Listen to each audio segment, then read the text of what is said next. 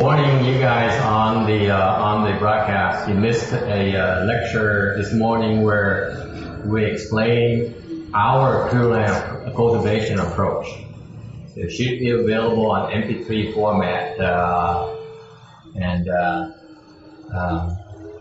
I encourage you to listen to that file and get some more information as to how to practice Pure Land Dharma. Okay?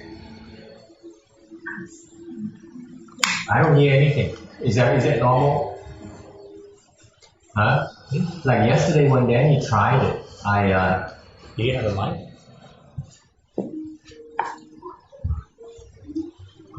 Vicky is calling. Answer. Okay. Jack Canning is what? Are you still? He's calling. Wait. Now it says full current call. Okay, guys, we're not sure what to do here. Because now we have a call from Vicky, which I answered. Now do I put Jack then on? Danny's in the bathroom. Danny's in the bathroom. I never use Skype. I'm sure Bruce is online as well, but I can't hear anything though, because yesterday I could hear Danny. Okay, anyway. Can you answer then? Click answer. By the way, take off the jacket. You don't need the jacket.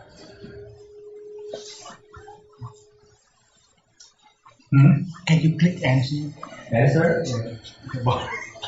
Answer, okay, I answer. Wait, it says here, Close it. it says here, place 50 on hold or what? That means you only allow one person connected at a time. I have no idea. Okay, hang on guys, hang on. We'll figure it out. Do you want me to call Vicky? No, I mean, it's a Skype thing. So, I'm not sure they could hear me either. So anyway, repeat that. Send the email saying that, this morning we started transmitting, explaining the details of how to cultivate Pure Land Dharma, the Pure Land cultivation technique. First installation. Okay, Skype is on, so can you help? We Seems like they only accept one call at a time. Oh, no, when the second person called, there's at the conference call button. Where? Okay, it says here, Maybe it's because it's an older version. I tested on mine. It worked. Click cancel. Cancel. Yeah. Now Vicky is on. Can you hear me, Vicky? She can't see me. I can't hear anything.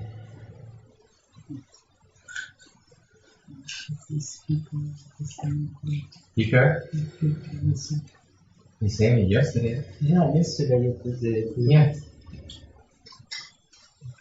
How about we upgrade it real quick? Upgrade away. Quickly, because people wait. Be patient, okay? We're debugging this. Xin lỗi quý vị nha, đợi tí xíu nha. Có nhiều người đang đợi cho muốn nghe cái này.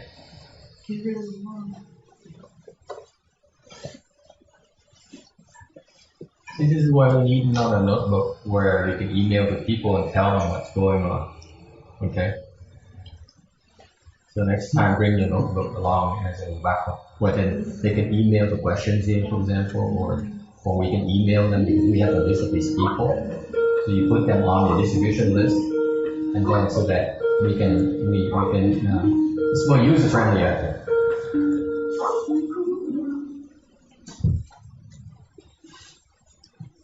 Okay, she says she doesn't have the microphone yet, but she can hear me. So the chat is on.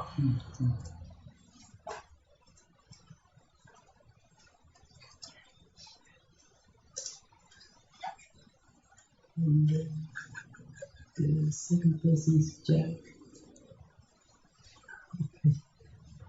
How does this work? Beats me.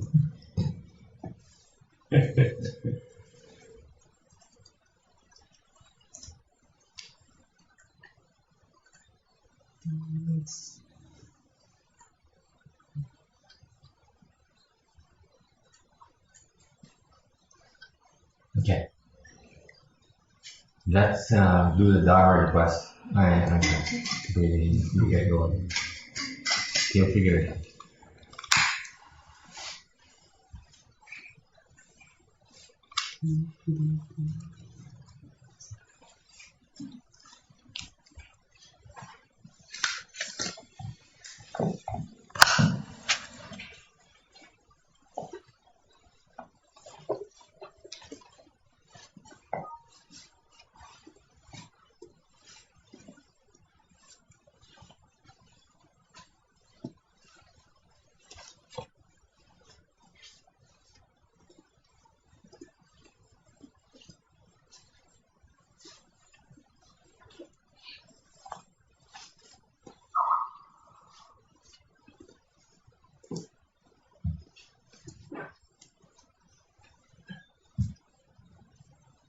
Keep going.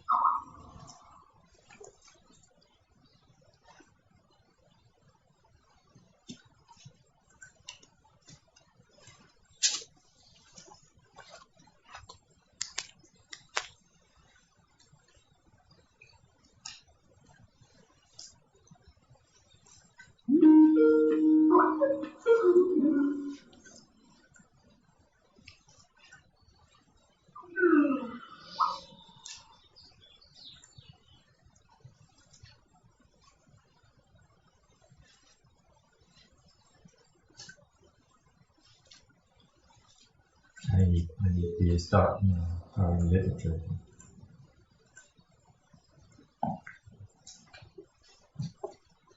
Will The Sangha with great virtue, out of compassion, for the sake of His assembly and all living beings, please turn the wonderful Dharma wheel to teach us how to be suffering, attain bliss and burden, and quickly realize non-worth.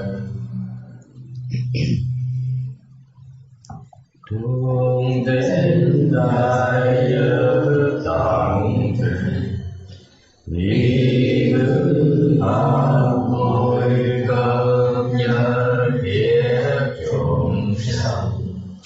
Tình duyên diệu pháp luân giáo đạo đạo, như áo liêu sanh thư đi khổ nạn, tâm chứng vô sanh.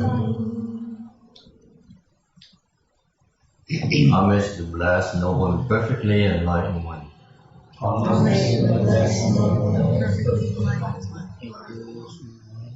Nam mô Santo Suche Doye, Ola Hori Samyao Samputo Xie.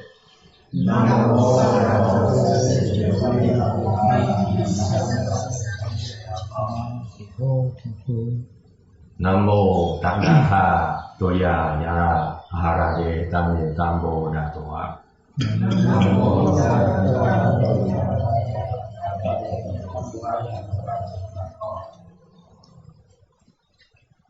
The unsurpassed, deep, profound, subtle, and wonderful Dharma, in 100,000 million eons, difficult to encounter. Now I have come to receive and hold it within my sight clearly. I vow to fathom just someone's true and actual being. Vô thường thâm thâm diệu pháp, bát kiếp nan tao ngộ, ngã kim kiến nam văn hóa trì, nguyện giải như lai chân thờ nghĩa. Buddhas and Bodhisattvas, Earth Store Bodhisattva, Venerable Shenhua, Venerable Sanghas, or good no advisors, Amitoko, Chư Phật Bồ Tát, kính thưa Địa Tạng Bồ Tát, kính thưa Hòa Thượng Tiến Hóa, kính thưa chư Ni, kính thưa chư Thiện Tri Thức, và Diệt Phật. We are. Yeah.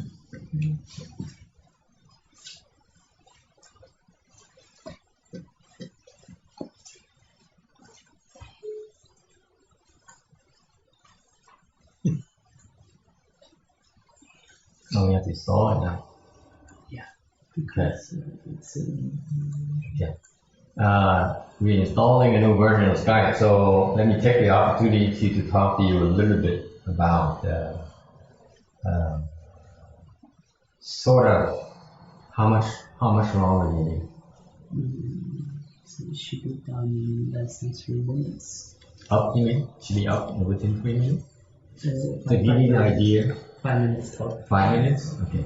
Give you an idea as to how much I can talk about, what I should be talking about.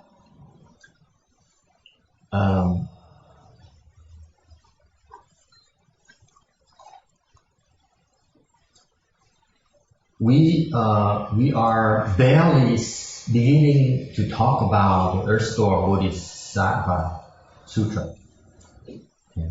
We started 2 months ago speaking about the sutra, and we've been covering with a lot of details, actually a lot more details than we anticipated. Plus we use 2 languages, English and Vietnamese. That's why it's been taking a lot of time. Chúng tôi đã bắt đầu giảng kinh Địa Tạng này cách đây 2 tháng rồi, hơn 2 tháng rồi. Thì một trò tôi á, nó theo tôi, nó tu, nó luyện võ cùng vài năm, 4 năm rồi, đều không có giảng cho họ biết những cái chi tiết về cái thiền định. Thì năm nay mới nhân cái cơ hội giảng cái kinh Địa Tạng này để giảng cho họ biết là cảnh giới của những cái 8 cái định là cái gì, cái định từ đi sơ thiền đi tới bát định là cái gì. Thì cái kinh Địa Tạng này là nó có những cái chi tiết đó. Thì hiện giờ chúng tôi đã giảng tới cái thiền định thứ 4 rồi, cái thiền thứ 4. Bây giờ đang nhảy vào cái cảnh giới vô sắc giới, định thứ 5 cho tới định thứ 8. So what's happening is that, can you hear me not yet? What's happening is they could hear on the lecture, right? Is it recording right now? Are we recording? Yes. Okay, great. So we've been taking the last 2.5 months. We started lecturing on this sutra here, and we barely got started because we went into greater details about the states of the 8 different kinds of samadhis. Samadhis are concentration levels. Okay. So my pupil has been with me for a few years now, and they've been reaching 8th samadhi and higher. And I have yet to explain to them the details of those states of samadhis. So I took this opportunity to explain those types of states. We're nearing the end of it because we got through to the 4th dhyana.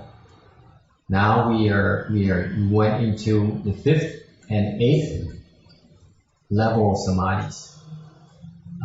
We started talking the 4th level, the 5th samadhi through the 8th level of samadhi belong to the formless realm. Cái định thứ 5 tới định thứ 8 á, thuộc về cái vô sắc giới. Thì chúng tôi đã bắt đầu nói về những cái cảnh giới của vô sắc giới rồi. Can you hear me now? Are you guys on right now? Yeah, we're calling. Oh, you're connecting now. Yeah, calling both of them. Okay. How about Bruce? Jack is on right now.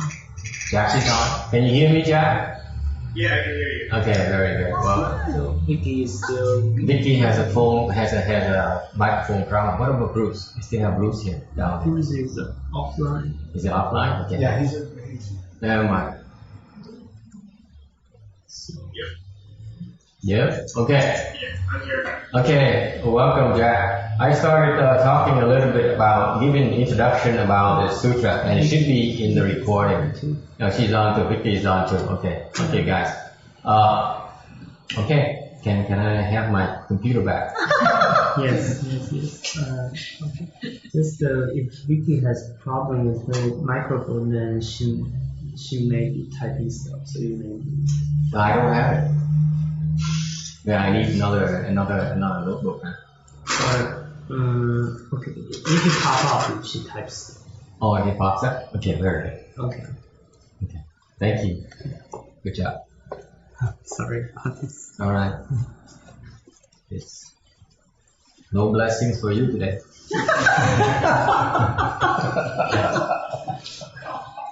Use them all.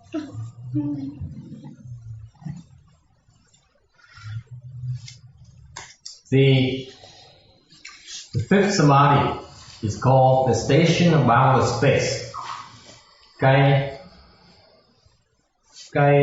thiền định thứ năm gọi là vô biên không xứ. Also called emptiness samadhi place. Cũng là được tên là hư không định xứ. Okay. This is the very first heaven that of the formless realm, and in order to enter this heaven here from form realm is the fourth dhyana, you need to be able to detach from three different kinds of forms. Muốn vào cái xứ này, cái không xứ này, thì từ cái chỗ thiền thứ tư là phải xả cái chất trước về ba cái loại sắc khác nhau. And then your mind conditioned with emptiness. Thì cái tâm mình bắt đầu duyên với lại cái hư không. Như vậy mới bị tương ưng với lại cái vô sắc. And that's how you accord with formlessness. You got that? This is a recipe for you to go from fourth dhyana to fifth samadhi. All right? In this particular heaven here, you are rid of the form body. Okay? Trong cái cảnh giới này thì mình không còn cái sắc thân này, mình thành không rồi. Any questions? What are the three kinds of form that you're a part of? The kinds of forms are from the prior lecture. Cái câu hỏi là ba cái loại sắc này. The three kinds of form on the prior lecture. We in slide. If you guys are online, we are on slide. We were on slide number 114. Lúc trước là mình ở cái slide số 114. Thì cái câu hỏi là cái ba cái loại sắc mà mình phải xả là gì? Thì ba cái loại sắc đó là được giảng từ cái phần trước, cái số 112. They were explained in the slide number 112. Okay, you can refer to a prior lecture tape with them again. So basically, you have the three kinds of forms that are binding you in the form realm. Thì những cái người trong cái sơ thiền cho tới tứ thiền bị kẹt ba cái loại sắc này. What happens is that when you enter between first dhyana to fourth dhyana, you stuck with these three types of forms. That's what keeping you back. Okay? And you cannot do anything about it until you reach the top of the form realm. Okay? And that's the chance for you to leap and get out. Okay? Muốn thoát vào cái không giới vô sắc giới thì phải lên tới cái tứ thiền rồi mới xả được, mới có cái cơ hội mà xả chặt bỏ được những cái chấp trước về những sắc, ba cái sắc này. Okay? Any questions?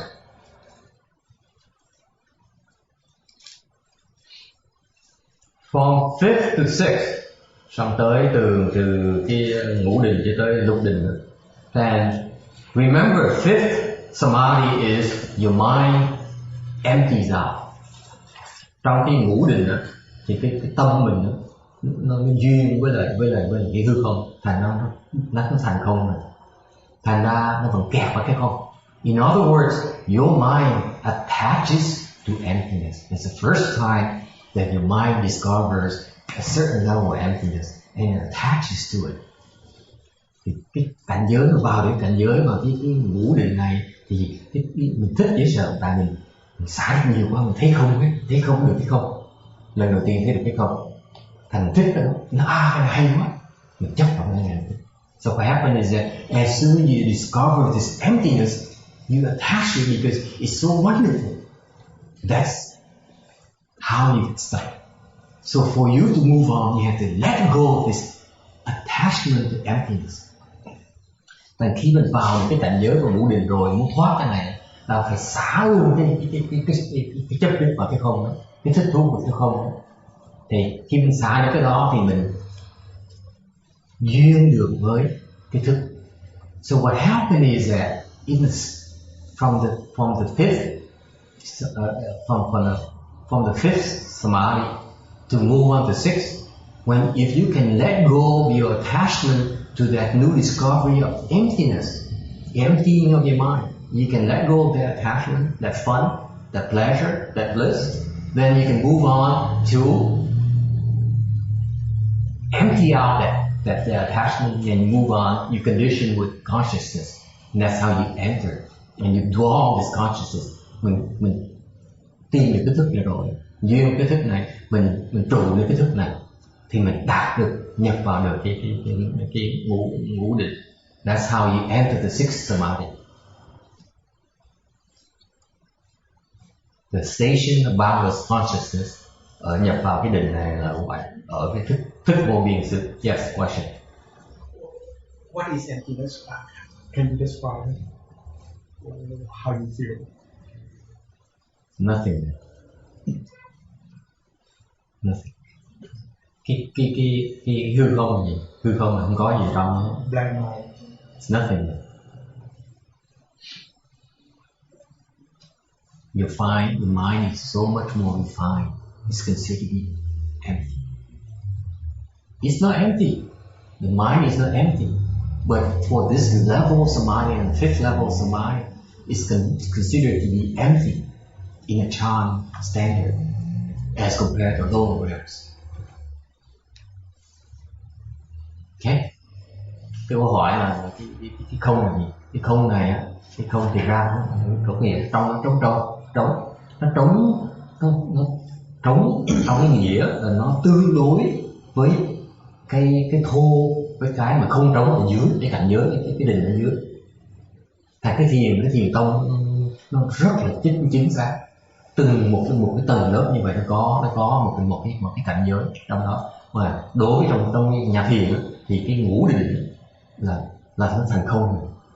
Ở dưới tứ thiền ở dưới nó vẫn chưa không.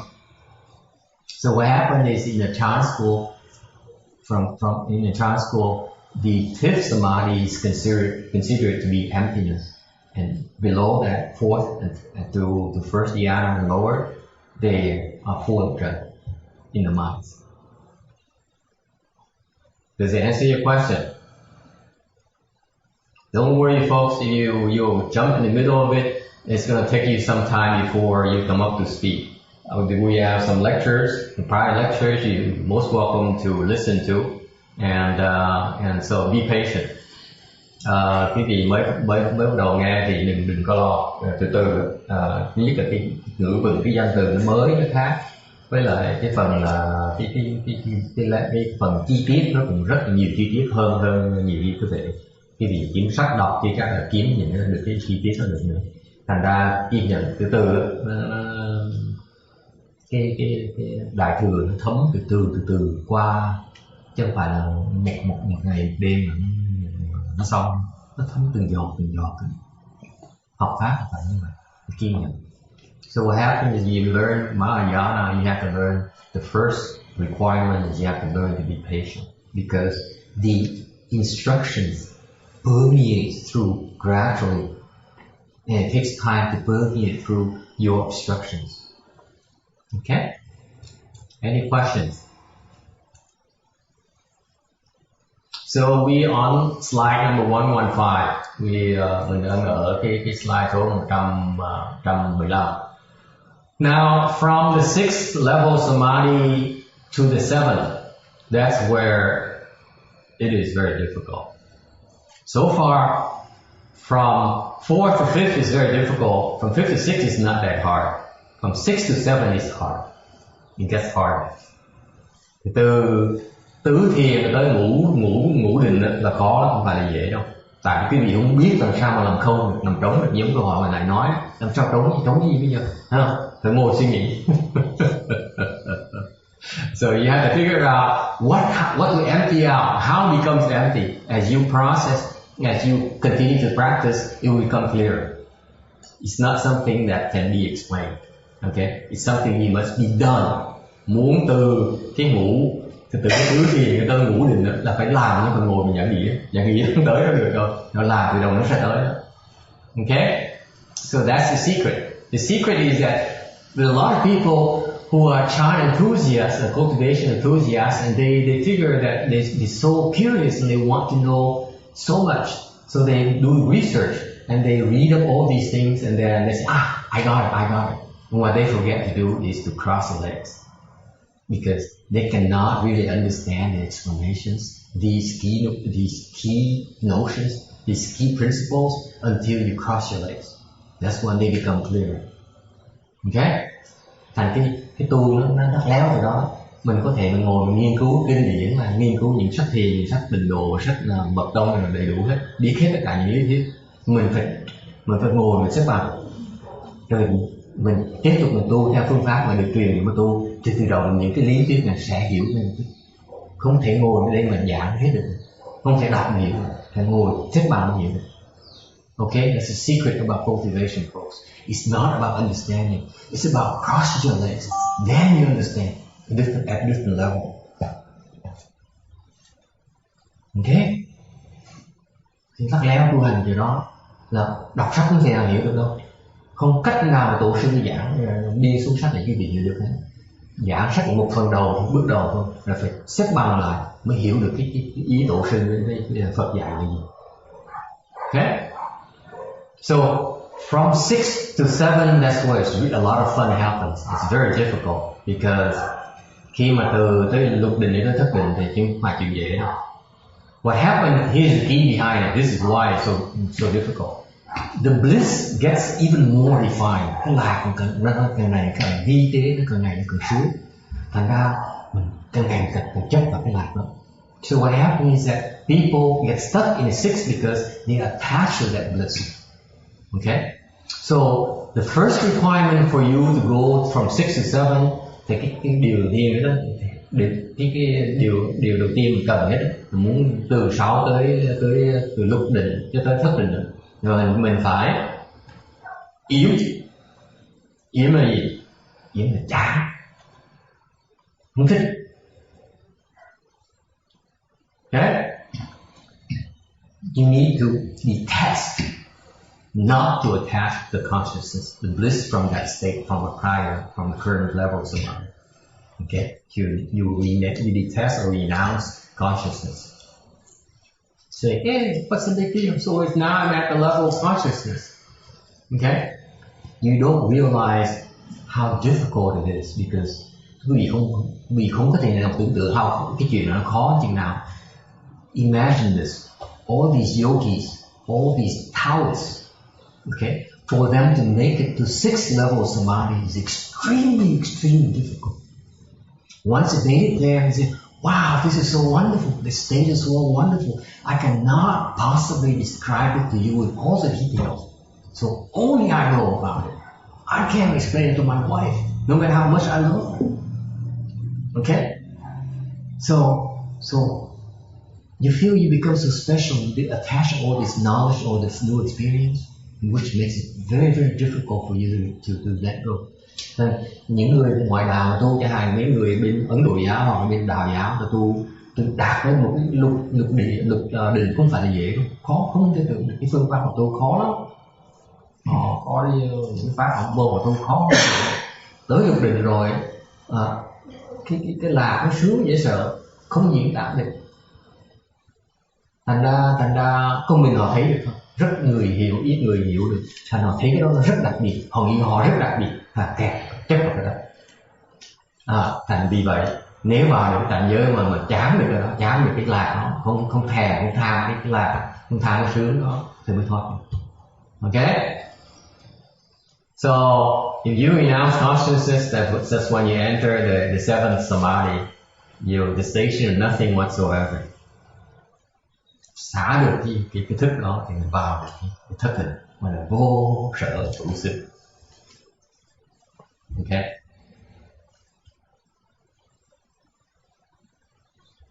Also called station of non-use. Còn tên khác là vô dụng sự.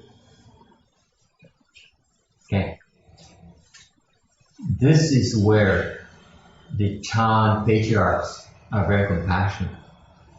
Đây là cái chỗ mình thấy cái dụng tâm chuyện những ngài tổ sư rất là từ bi. Tại vì nếu như mà giảng cái vị không á, là nói là cái định này mà cái định không có vô hữu xứ, thì cái vị suy nghĩ tìm cách ra. If we explain it to you only, we leave it to you only, for example, that this is a station, nothing whatsoever, it's still pretty difficult for you to figure out how to break in, to leap to this level. That's why they give you a hint by calling it a different name. Bởi vì các ngài tổ sư nước ngoài mới dùng cho một cái tên khác gọi là vô dụng xứ. Vô dụng xứ nghĩa là gì? Vô dụng xứ nghĩa là trong cái định này mình không có dùng tất cả những cái cảnh giới. Những cảnh giới ở trong có nghĩa là ở trong mình á, cái cảnh giới ở trong mình á là nó cái căn bản, cái nền móng của những cái cảnh giới mà trong mình thấy được đó, là cái nền móng họ đó là nó dựa trên những cái thức, những cái cảnh giới ở ngoài đó. Ok, thì nó dựa vào cái không ở ngoài. Okay. So what happens is that when in this samadhi here of non-use, you do not use any states, all states. Inner states refer to the fact that whatever your personal experiences, all you experience personally, okay, internally, your internal experiences are all based on consciousness. Okay? So you're not attached to all those states. And then that's internally. Then outside you're not attached to all the emptiness outside. That's why it's so difficult. Vì vậy nó khó cho tại mình nó kẹt ở trong, nó kẹt ở ngoài, nó vào cái này. Any questions so far? I'm giving you a lot more details because before people have paid the heavy price to go through the training not knowing what to do. It just happens. Now I'm documenting the actual process, the actual principles behind this for future reference. So that in the future people can look at this and figure out, make it easier for them to enter these samadhis. Or you yourself can look at this and say, did I experience this? Then you can look at me and say, hey, you've been pulling my leg, you claim I'm a 7, but I still have all these, I'm not empty yet. So you've been pulling my leg. Give me my money back. All the donations, give them back to me. Ok. Tại sao tôi lại như vậy? Dạ vậy tại vì có những người trước cái gì theo tu với tôi được mấy năm rồi mà tôi không giảng gì hết, tôi chỉ giúp tu thôi, chỉ phương pháp tu thôi. Thì họ biết phương pháp tu mà họ hiểu cái lý thuyết. Bây giờ tôi giảng lý thuyết là vì hai lý do. Lý do thứ nhất là mình có cái lý thuyết thì những người trong tương lai họ tu tới những cảnh giới này họ biết cái phương pháp để nhập vào những cái định này dễ hơn. Này là lý thuyết, phải hiểu những cái muốn vào cái định này là phải qua cái ải này để vào cái định được. Cái nghĩa, cái lý là phải như vậy. Cái phần thứ nhì nữa, lý do tôi giảng cái cặn kẽ là tại vì tôi có những người theo tôi là lâu rồi mà tôi nói người ta đạt những cái trạng, có nhiều người đã đạt tới cái thất định rồi, thì họ nói ngồi thất định là phải không có những cảnh giới thất định như vậy. Mà ông nói tôi đạt là thất định rồi mà tôi vẫn chưa thấy những cảnh giới này, tức là ông thầy ông Ba La, ông xạo với tôi, thằng có quyền là tới đòi tiền lại tôi, sao hết, bất là bao nhiêu cũng gì tôi trả lại hết. Okay, this is where you get all your money back. guaranteed. Satisfaction guaranteed. Okay? Có quyền gọi tìm lại được đấy. Okay. Any questions?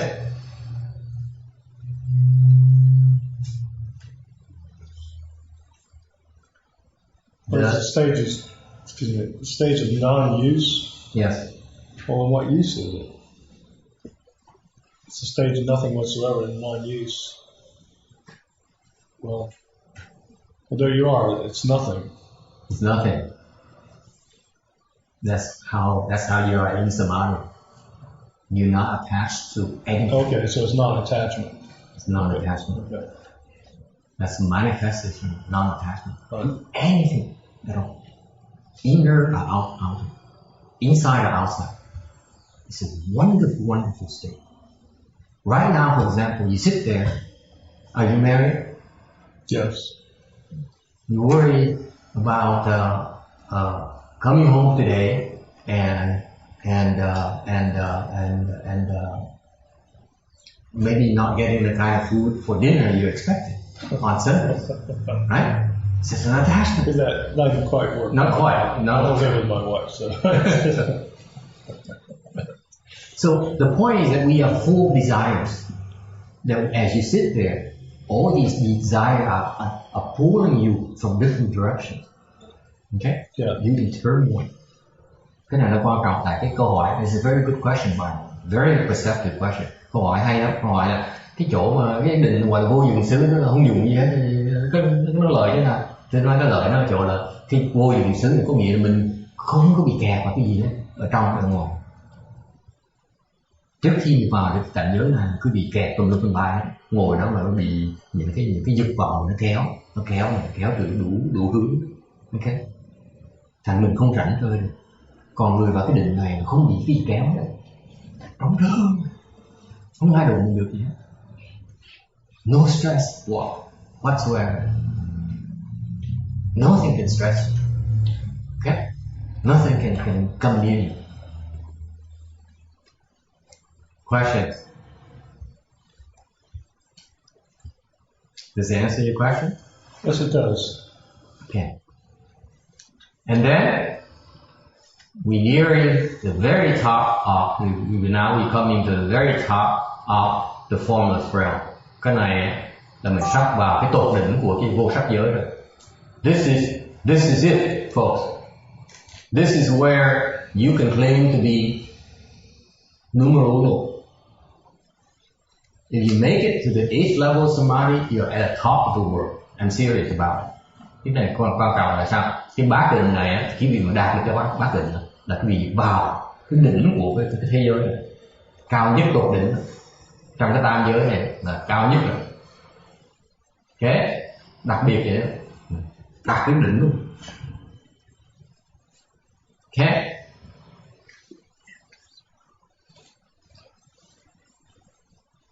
How do you get there? Sao tới đó? The 8th level of samadhi, the heaven of neither thought or non-thought. Cái cõi trời này á, cái tầng này tầng trời mà phi tưởng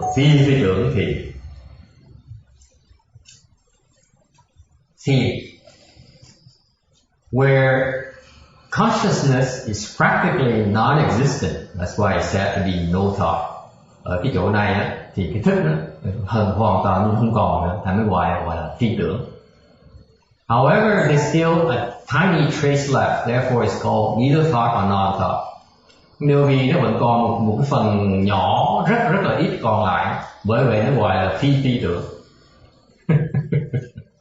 Go figure. Hiểu chưa? See, it's that simple. If you get to this state, then you know what this is about.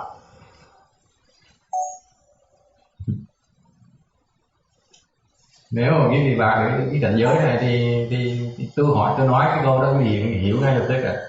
Okay. Okay. In very coarse words, at this level here, the consciousness is so fine. tới cái nói một cách mình giản dị thôi nha, rồi tới cái thiền định này, cái thức nó vi tế không thể tưởng được mới đạt được cái cảnh giới này. Okay. This samadhi here does not condition with consciousness station. That's why it's called non-thought. Cái định này á, thì mình không có duyên với cái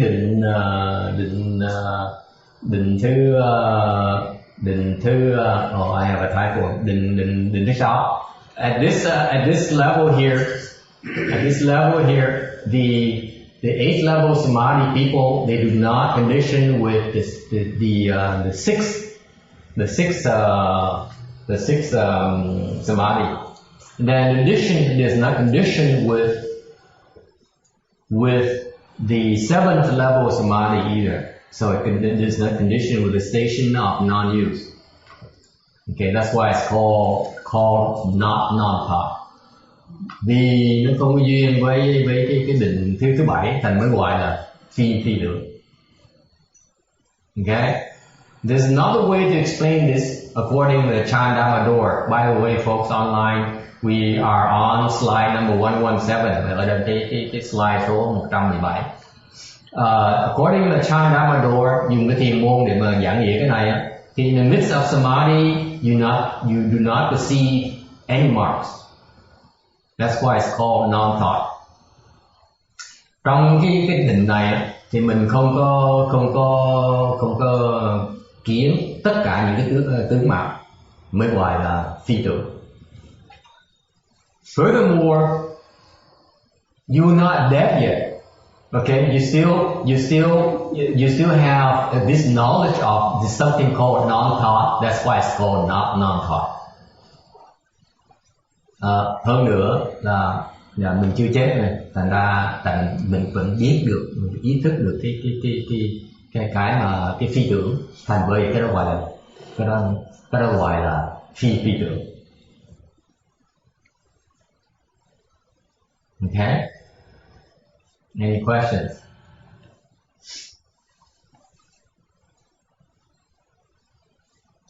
Yes.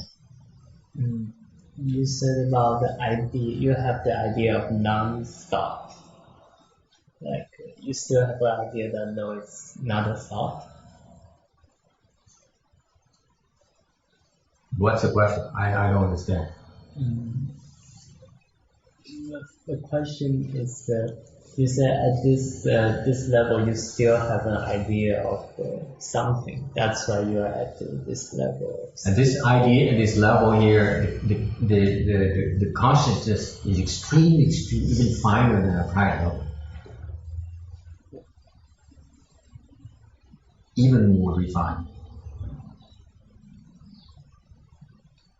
Okay? That's why you have to cross your legs for you to get it. You can't describe it. It can only be described by comparison to a prior state. Nên là hỏi là cái này là cái ý thức này là sao? Thức này là sao? Tôi nói là khá là cái ý thức này, cái cảnh giới này là cái ý thức nó mịn không thể tưởng được. Thành ra thường mình phải diễn mô tả những cái cảnh giới này bằng cách là mô tả thoát ra cái cảnh giới trước. Bởi vì mình cứ ngồi tu thấy không thể nào ngồi giảng được. Okay. Ai thắc mắc gì không? Any questions?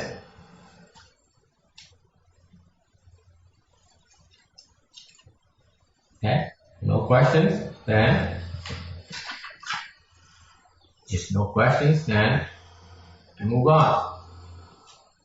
Không có thắc mắc gì thì tiếp tục cái kinh để. Okay. Slide number 118. Số 118. Moreover, sea spirits, river spirits, stream spirits, tree spirits, mountain spirits, earth spirits, brook and marsh spirits, sprout and seedling spirits, day, night and space spirits, heaven spirits, food and drink spirits, grass and wood spirits and other such spirits from the Saha and other worlds came and assembled together.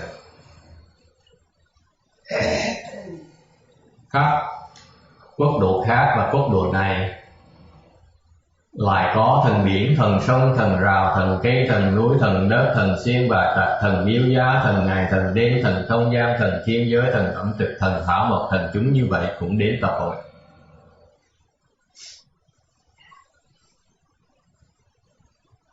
All these beings here were assembled here at the Dharma assembly to listen to the Dharma, have prior affinities with Shakyamuni Buddha. Những cái chúng sanh mà tập hội lại ở đầm Đao Lợi Thiên đó, để nghe ngài Thích Ca Mâu Ni, Phật Thích Ca Mâu Ni giảng pháp là thành lúc trước là trồng duyên với Phật Thích Ca Mâu Ni rồi. Thành bây giờ được có cái duyên để mà tới nghe giảng pháp. This is how they have the conditions, the chance to listen to Shakyamuni Buddha's assembly. And this here we refer to water, okay, which is the most abundant great element in the universe. Nước, cái thủy là nhiều nhất trong một trong những cái rất nhiều trong cái tứ đại. In heavens, it manifests itself in the form of dew. On earth, it becomes a river. Trên trời, trên những tầng trời thì trên không gian thì nước cái trạng thái của nước là dew giống như sương vậy. Còn dưới đất thì nước nó nhiều, tụ hợp nhiều, nó thành sông. The great earth in all directions, nothing has no water. Everything is full of water. Trên cái mặt đất này thì bốn hướng, tất cả phương hướng thì không có cái gì mà không có nước đấy. And because of the presence of water, this allows living beings as well as non-living beings to be born and grow. Chính vì nhờ như vậy, nhờ có cái nước này thành ra những chúng sanh và những cái loài thất tình nó có thể sinh trưởng và có thể sinh trưởng. Okay, non-living beings refer to insentient beings, meaning the non-living things. Okay. Like the woods, which is not a lot non-living, which is not a living being. The long Agama Hinayana store says that the heaven mandate rain, and without the presence of heavenly water pearl, the heaven and earth will be submerged. Cái nước tứ đại nó nhiều đến độ là nếu như không trong cái ông tứ thiên vương ấy, ông tứ thiên vương có một cái châu gọi là Tiêu Thủy Châu. Nếu không có cái Tiêu Thủy Châu đó thì những cái tầng trời của từ ông Đao Lợi Thiên cho tới quả đất đều bị nước ngập hết. Đó là theo cái trường kinh trường giảng chi tiết. Sư cô không đọc cái này chưa? Chưa đọc. Cái này là thực tế mình là tại bởi vì mấy ông tứ thiên vương quan trọng cho nó họ và có họ mình không bị chết đuối. So this is one of the functions of the four heavenly kings up there, because with them, with their existence, they are preventing us from being drowned. Okay? Everything in our cosmos happens for a reason. They all exist there because they serve a purpose. Yes. I have a more basic question. So we have the real, for the 9 real. What is the relationship, or is there any relationship of those 8 levels of samadhi with the real? The 9 realms. Cái câu hỏi là cái cựu giới trong cái Phật giới đó, cái liên hệ những cái cựu giới thập giới đó với cái bát định với cựu định là gì? the 9 realms or the 10 realms refer to the general classification of living beings. Cái cửu giới, thập giới là những cái giới đại khái của chúng sanh. Chúng sanh phải ở trong 9 cái giới đó. Okay? So those are where generally living beings can be classified as belonging to. Thì những cái loại loài chúng sanh phải ở trong một trong cái 9 cái giới đó. Okay. Whereas the 8th level samadhis or 9 level samadhis refers to your samadhi level when you cultivate, your attainment level where you are. Ngược lại, cái bát định hoặc cửu định là nó nói về cái cảnh giới, cái trình độ tu hành của mình đạt đến chừng nào. When you cultivate, you reach a certain level of attainment. That's your samadhi level. That's described as samadhi. So those 8 levels of samadhi can exist like if an animal. Yes. And if I do cultivate it. Yeah, you can cross your legs. Yes. then those 8 levels. You can attain those states. So those 8 levels can exist in also a bodhisattva realm. Yes. Thành ra cái cửu giới là mô tả chúng sanh, những cái loài chúng sanh, còn cửu định là mô tả được cái trình độ tu nào đạt tới đâu. Okay. Thành ra that's a good question because let's say you practice Chan or you practice secret school, you tantric dharma, the Tibetan dharma, or you practice Pure Land. In your practice, you better know where you are. Because in your practice, you reach a certain level of samadhi that's classified between 1 and 9 or higher. Okay? This is the difference between our approach to the rest. In the sense that when we practice Pure Land, for example, the purpose is to enter samadhi.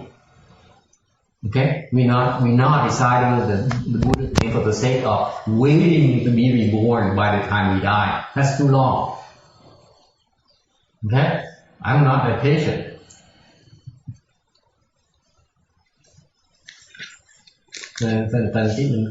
Cái tu hành mình khác cái chỗ đó là quý vị tu mật tông, theo tụi mấy nhóm Tây Tạng họ quý vị tu thiền tông, rồi quý vị tu tịnh độ tông, thì cái đó một cái loại dụng công đó là cho quý vị đem quý vị tới một cái trình độ nào đó.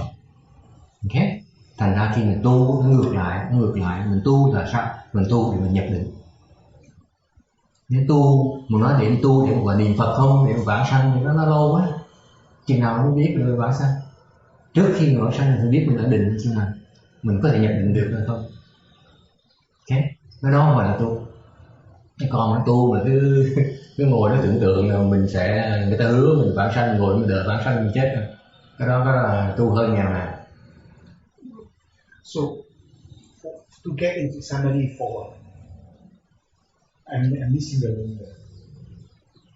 You have to cross your legs. You can't talk about it.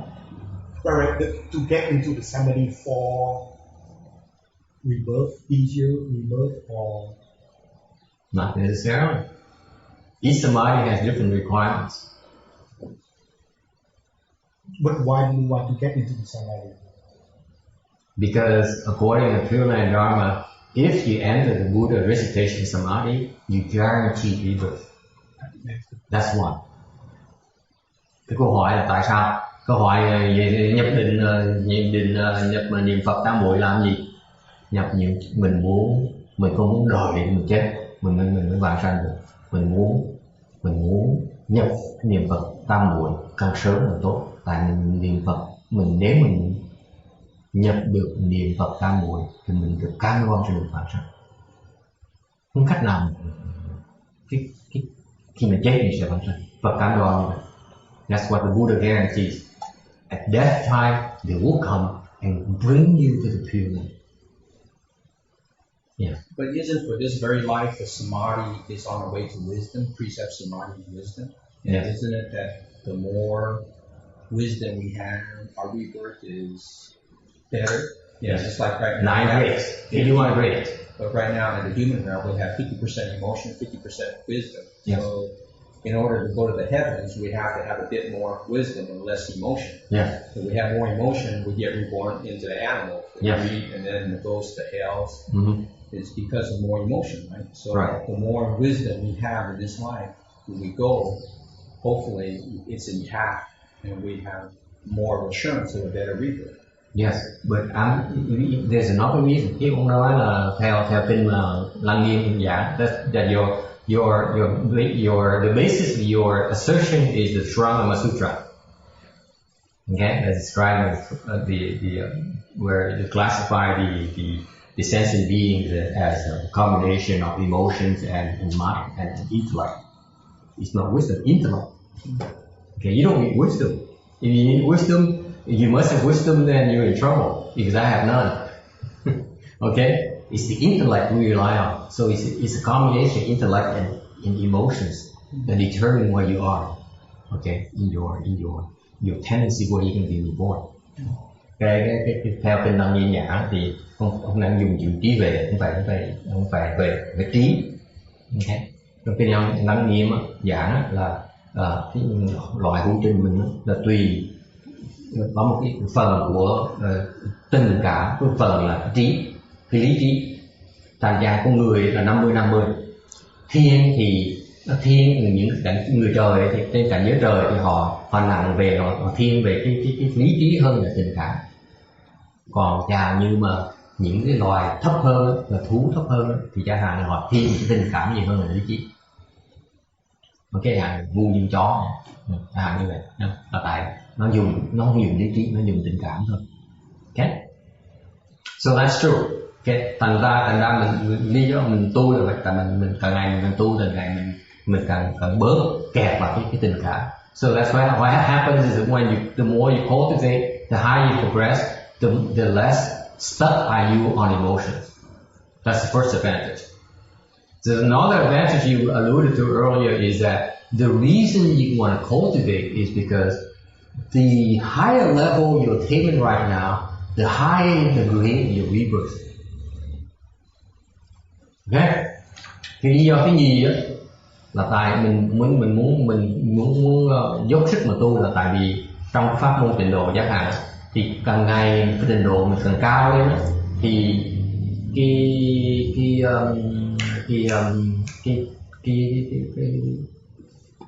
cửu phẩm, cái phẩm hoa mình càng ngày càng cao. Okay. Vì vậy càng ngày mình càng tạo ra cái định lực, mình càng thâm sâu thì càng ngày cái phẩm giá mình khi mình vãng sanh cao hơn. Okay. Chẳng hạn như ví dụ như những cái người xuất gia, người ta xuất gia ni với sư xuất gia, chẳng hạn như nếu họ đạt được sơ thiền, sơ quả thì khi họ vãng sanh họ đạt vào cái thượng Phật. Because in the Pure Land Dharma, your level of attainment determines the degree of your rebirth. For example, if you're a left-form person as a nun or a monk, or even a shami or a novice monk, okay, if you make it to first stage of this lifetime, when you die, you'll be reborn in the superior grade of lotuses. Okay? You're pretty high up there. That's why you want to keep on working hard. You're not wasting time. Okay? Thành bởi vậy khi mà mình đạt càng ngày mình càng dốc tâm tu, tại mình càng ngày tu càng cao thì cái phẩm giá mình lúc mình vãng sanh càng ngày càng cao hơn.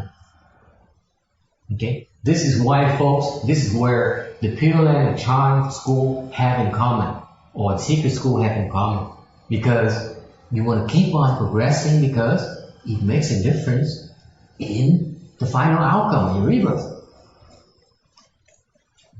Thành ra cái trình độ tông hoặc là mật tông, thiền tông nó giống nhau, từ đó là mình phải tiếp tục dốc sức mà tu tại trình độ của mình đạt được thì nó sẽ quyết định tới cái phẩm giá của vãng sanh, cái vãng sanh, cái cuộc đời sau.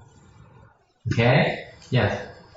Can I like to make sure my understanding? So let's say higher samadhi, I have the chance to be born in the higher realm. Higher realm. If you don't make it to the Pure Land, and if you make it to the Pure Land, you'll be born in a higher grade. Oh, so there's two. It's both ways. This is why the Pure Land Dharma is very important for that reason. Okay, it's for both worlds. So if I cannot go to Pure Land, at least I have a chance. You have a chance to be born a good path. And if I go to Pure Land, then it's higher grade. See that? It's very critical. This is why the Pure Land. This is why when you practice the Dharma, you need to understand what is going to bring you. This is where we're different in that I want you to be aware, be conscious of where you are and why you're doing this. Because reciting Buddha's name by itself is not good enough. If reciting mantra by itself is not good enough. If you do chant by itself is not good enough. You better know where you are and where you're going. Time is not the essence. Okay? Tại vì cái mình tu là sao? Tại nếu như mình tu trình độ mình đạt cao thì khi mình chết thì kiếp sau nếu mình không được vào cái vãng sanh, không được vào Phật độ, tịnh độ thì mình được sanh một cái quả tốt, nhiều phước hơn, ok, nó thoải mái hơn, sung sướng hơn. Còn nếu như mà mình sanh được vào vãng sanh được vào tịnh độ thì cái phẩm giá mình nó cao hơn, tiết phẩm mình nó cao. Bởi vậy cái dụng công mình không có phí vậy. That's why your cultivation is not ever wasted.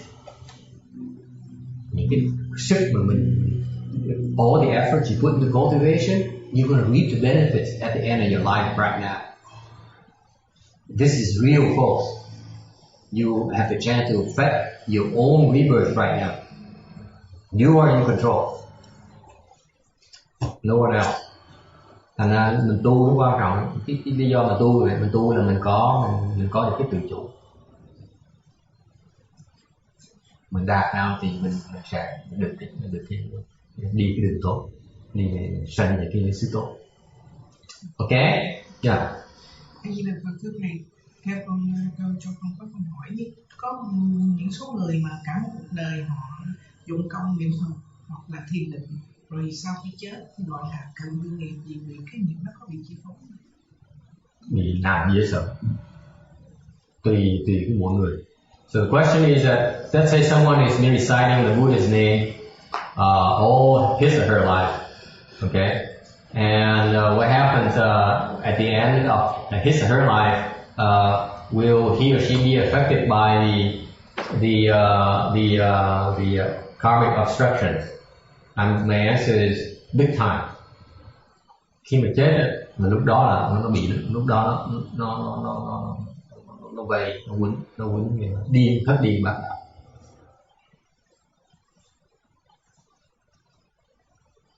Tại vì sao này?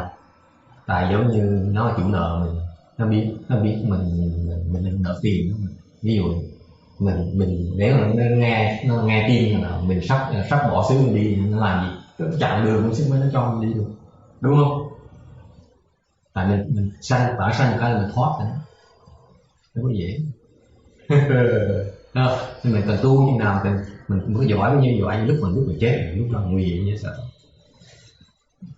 So it's a real good question because even though you are a good cultivator all your life, at death time is when it's most critical for you, because this is when they are at the fiercest. It's just like somebody owes you money and you know this person is about to skip town. You're not gonna do nothing about it. You do everything you can, all your power to keep the person in town. Let that person get away. This is the analogy. All your enemies, all your debtors, Okay, all the owners of your debts will be coming, knocking on your door because if you are reborn to Amitabha's Pure Land, that's it. There's nothing else they can do to you. You're free and clear. That's why they extremely mean. They do whatever it takes to stop you. Bởi vậy khi mà trái chủ của mình, những người mà chủ nợ mình mà biết mình lúc mình chết là họ tới đòi, gấp rút mà đòi, và không cách nào để cho mình vãng sanh được, không cách nào vãng sanh được.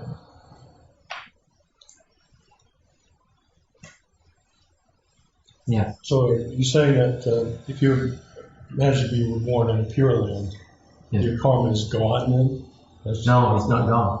Okay. It's on suspension. It's on suspension. Okay. So but eventually you're probably going to come back to Earth at some time, right? Sometimes you come back to this area, and it's waiting for you when you come back. Waiting for you. Yeah. But you should be It's a good better question. able to deal Excellent with it. question. You should be better able to deal with it after having been in. Yeah, hopefully. Hopefully. That's the whole point of rebirth. Right.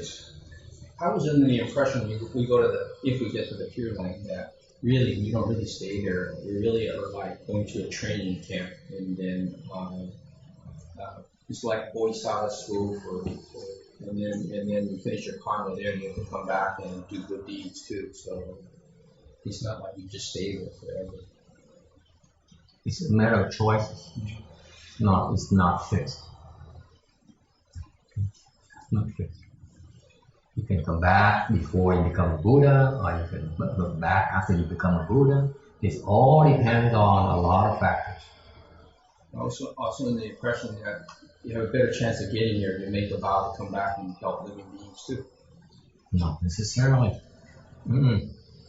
Not always. You don't bargain with the Buddhists. See, it can be construed as a bargaining. That's why it doesn't work. That's why we don't like, it shouldn't be explained in that fashion. There's no direct correlation between those two things. Lần này câu hỏi lần hai về tịnh độ là nói là nếu như vậy, cái phần đầu tiên the first question is very good because you have to be clear. Whatever your karma you create, you bring it with you. You're not free and clear. You still owe me. If you owe me money, you still have to come back and pay me. Okay? One form or the other. Okay? You come back to the US, right, and then I can come and make a claim on you. Okay? So that's important to understand that you're not going to the Pure Land doesn't mean you're free and clear from all your debts. You simply, it's being suspended. It's being on hold, put on hold, period. Và cái gì quan trọng đầu tiên là phải hiểu là những cái nghiệp mình tạo ra là một khi mình vãng sanh không có nghĩa là những cái nghiệp đó mình thoát ra nha. Khi mình mà tạo nghiệp á, làm bậy bạ là những cái nghiệp vẫn còn đó, vẫn ngồi trên đầu đó, vẫn nợ trên đầu đó. Vậy khi mình vãng sanh được là mình chỉ tạm thời những cái nghiệp đó nó không thể nào nó lùng mình được thôi. Ok? Rồi khi mình trở về cái xứ này chẳng hạn á, mình tạo nghiệp cái xứ này trở lại xứ này là nó tới nó đòi mình. Chẳng hạn như thầy thầy, what proof do I have? The Buddha himself has to pay off his debts. Ngay Phật về đây quả ta bà cũng bị dính như bị nó chọc như phải trả. Everyone has to pay. Well, when we cultivate there, we pay off our debts there, no? What debts? Whatever karma we have. If we go to the Pure Land, if we get to go there, we finish our debts there, no? What do you mean you finish your debt there? In other words, we cultivate there instead of... When you cultivate there, you will become a Buddha, guaranteed. Right. So it's no more worry about suffering and debts and obstruction and so on. No such a thing anymore. So that's point number 3. That's a very good point. Thì cũng phải nhớ là cái nghiệp mình tới cái xứ này mình tạo được mình phải trả. Không chạy được, không chạy nợ đâu, không ai cho quý vị chạy nợ đâu. Phật cũng chạy nợ ông nội nữa. Không về đây một cái là bị nó đến nó dập. Phật cũng phải chạy máu rồi bị nó không bị nó bỏ đói, rồi bị nó chửi, rồi bị nó vu khống, bị đủ thứ. Tại sao? Ông đã tao nghiệp phải trả. cho thoát đâu dễ. Cái vị tưởng đại thừa nó rẻ vậy hả? Làm bậy làm bạ sao thoát được hả? Đâu thoát đâu dễ. Chuyện gì đó. So that's a very valid point. Chuyện gì á là nhưng nhiều khi á bây giờ mình làm bậy á mà nó tới nó đòi mình á, mình chịu không nổi. Mình không đủ sức mình trả cái nợ đó. Nhiều khi mình qua mình vãng sanh á, xong mình có công phu tí, mình có cái chuyên hệ đi á, khi mình trở lại xứ này thì hy vọng đó mình có sức một tí mình trả lại cái nghiệp nó dễ hơn. Okay, so it's important to understand that even though you still have those karmic obstructions hanging on your head, after you were reborn to the Western bliss Pure Land, to the Pure Land, hopefully you have enough kung fu and wisdom, the development of kung fu wisdom, that when you come back here, it's more manageable. That's very important to understand that. Okay, mình trở lại đây thì mình có được công phu, có trí huệ rồi, thì mình có thể giải quyết những vấn đề nó dễ hơn tí. Okay. Case in point, the Buddha, when Devadatta tried to kill him and made him bleed, did the Buddha say, "Oh my God, you're so mean"? As if nothing happened to him. He's not afflicted at all. Whereas, if it happened to you, you probably will try to kill that person or nuke him or something. Right? Or buy a contract, put out a contract on him. That's the difference. Well, it's real then. Okay, that is exemplified in the story of the Buddha's life. Okay. Nhiều Phật mà khi mà Đề Bà đặt ra mà tính giết Phật để đẩy cái hòn tảng đá xuống, tính giết Phật đó, mà suýt giết ổng mà chỉ bị Phật bị chảy máu thôi. Thì lúc mà ngài Đức Thế Tôn chảy máu, Đức Thế Tôn đâu có phiền não đâu, coi như không có chuyện gì xảy ra hết. Trong đó mà nếu như nó xảy ra với mình chắc là mình giận điên tiết người, chắc chắn là phải cầm súng bắn lại rồi chứ phải để nó thoát cách dễ dàng, phải không? Đâu dễ dàng. Cái phiền não nó khác gì đó, mình có trí huệ, cái không trí huệ nó khác gì. And then what's the third one I forgot? There's so many interesting points, and between English and Vietnamese I cannot lose track. Okay, so anyway, let's move on. And the fourth one is that if you cultivate in the Pure Land, you will become Buddha. Oh, and the third point is in Pure Land, when you go, if you make it to Pure Land, you will become a Buddha, guaranteed. If you cultivate. There's nothing you can do but cultivate.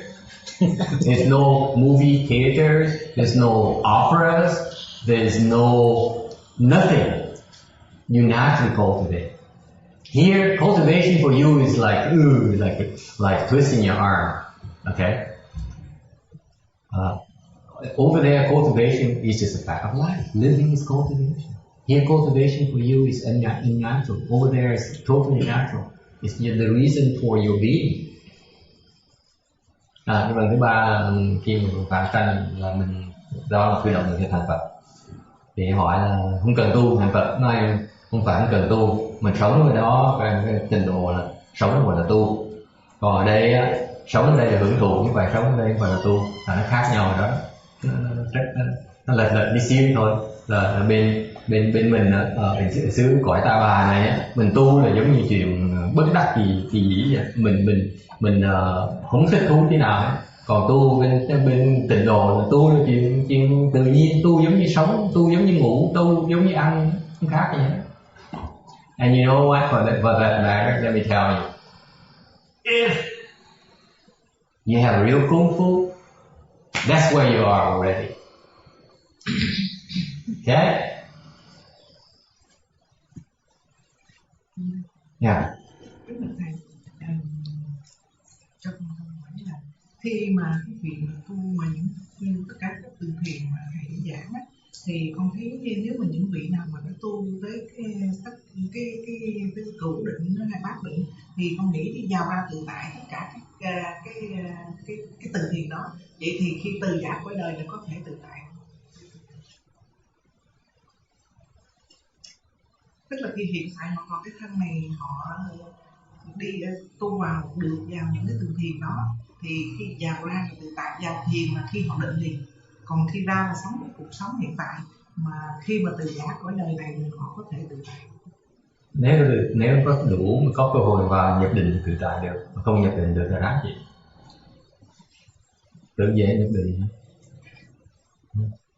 Bây giờ hàng gì tôi thù sư cô, chứ sư cô đạt được có được thiền định rồi, sư cô sắp chết rồi, mà tôi thù sư cô dễ sợ. Sư cô nghĩ tôi sẽ làm gì? Tôi cứ đánh chống gõ mỏ làm ồn chứ mấy chứ không để sư cô yên tâm được. Tết mà đó không vô định được, thách sư cô định. Tới thì cũng chích con da, không nhéo tay, bóp cái mũi, sức mới nó đi yên tâm. Cái sao vô định được?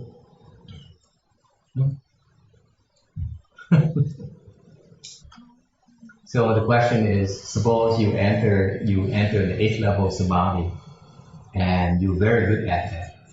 So does that mean at that time you can enter samadhi and can be in control? The answer is no, absolutely not. Because if the idea for the analogy, suppose that I hate her, I want her dead. Okay. As soon as I know that, as soon as I see that she's dying and she wants to enter samadhi to obtain self-mastery and retain control, I will do everything in my power to come over and disrupt her, pinch her, needle her, whisper into her ears. Okay? That's why it's no guarantee at all. No guarantee whatsoever.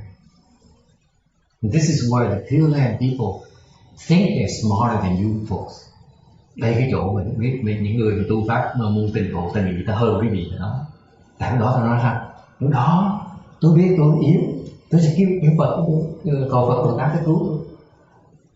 This is where the Pure Land people are. They think they're smarter than you guys, because you guys chant people say, hey, I want to be in control, I want to have samadhi power because I want to be in control. The purists, the Pure Land people say, I know I may not be able to enter samadhi, but then at that time I call on the Buddhas and Bodhisattvas to come and help me. Let them fight with the Buddhas and Bodhisattvas. Okay? Thành tịnh độ nó khéo hơn, khôn gì. Ok, Phật cứu mình sao đi. Cứu với cơ kêu được Phật Bồ Tát cứu đâu được. Okay? By the way, folks, in case you haven't noticed, the heaven mandate rain, meaning all the rainfalls is mandated by heaven.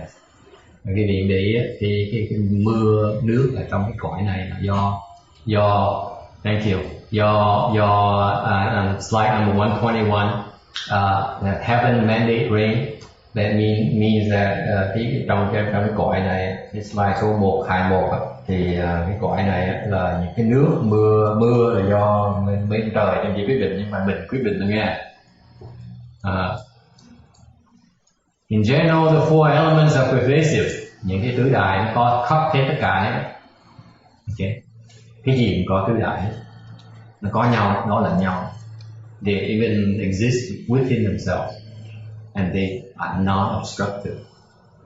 Bốn tứ đại nó có, mà nó không có cản trở nhau. Next slide. Okay, next slide. Number 122. Số 122. The sutra text refers to spirits, thần. Spirits, because they have different types of spirits, different levels of spirits, because their practice is different. So they have different, they receive different retributions. The spirits can be extremely wealthy, they are medium wealth, or they're extremely poor, just like us. Những cái thần, tại vì cái tu hành họ khác, và cái quả báo họ khác. Và những cái thần, có những cái thần họ có thể rất là giàu, họ có thần rất là nghèo, họ có thần trung bình giống như mình vậy đó, quả báo giống như mình. Okay. Over here the text lists the sea as the first spirit, because the sea is the king of all valleys, and all four continents are contained within the sea. The heaven, earth, and the four directions, the sea water is connected. Okay, earth lies within the water. Biển là thần biển là đề cập ra đầu tiên là tại vì cái biển đó là vua của những cái value tiếng Việt là gì ha? Thung lũng, hàng điều thung lũng. And những cái bốn cái châu đó đều ở trong đều phải nằm ở trong nước hết. Trời đất trên bốn hướng thì nước biển là nó đều bị nước biển thông qua hết. Quả đất này chỉ nằm trong nước biển thôi. Okay. Sea spirits. Slide number 123. Sea spirits, thần biển, including dragon kings and hải rule and the Yamha and others. Những cái thần biển có những cái long vương. Long vương là mấy vua rồng sống ngoài biển á. Có người hải nhã, thần hải nhã với thần dương hòa, và có những người khác nữa. The leader, cái người mà thủ lãnh của những cái thần biển này là hải nhã. His name is Hải Rô. This is an animal, has an animal experience, 18 tails, 8 legs, 8 heads, human appearance. Cái thần hải nhã thần biển này, chủ thần biển này là có cái tướng mạo của một cái thú, 18 cái đuôi, 8 cái chân, 8 cái đầu, mà có cái diện cái giống như người vậy. This spirit abides in the sea. Cái hải nhã này là sống trong biển. Next slide. Yes. Sorry, can I have a question back at Pure Land? Yeah. So, in Pure Land, you will become Buddha. That means that you are not in the recycle of birth anymore. Never.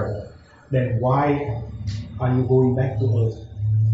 You know, like Buddha, because you have to. Why is rebirth there?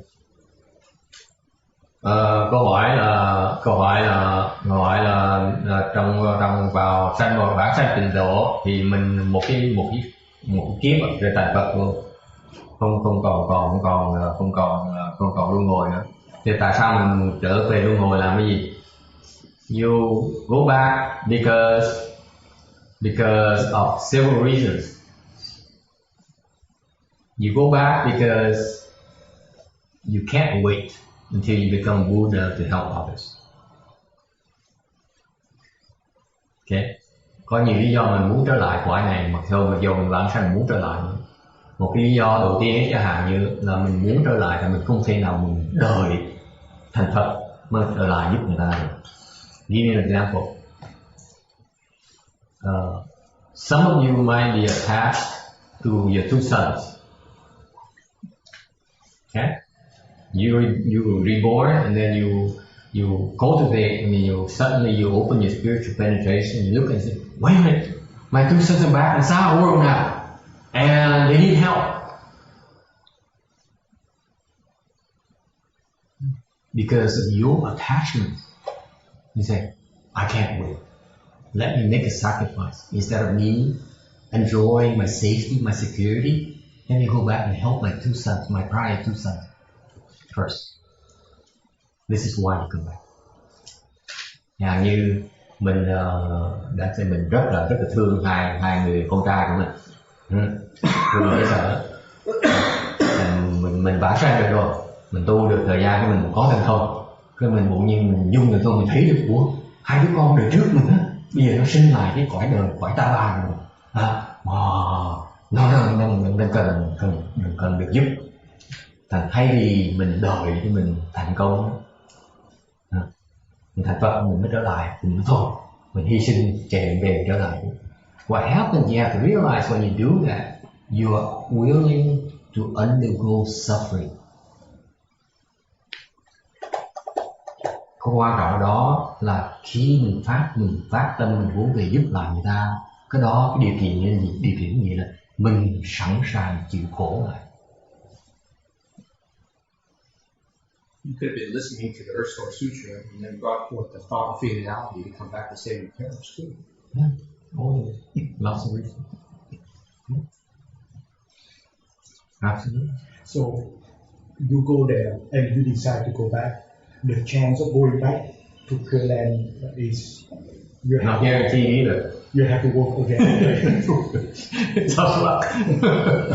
Every time the same thing. Remember when you die, this is where all your private members come around and say, hey, let's have a party with this guy.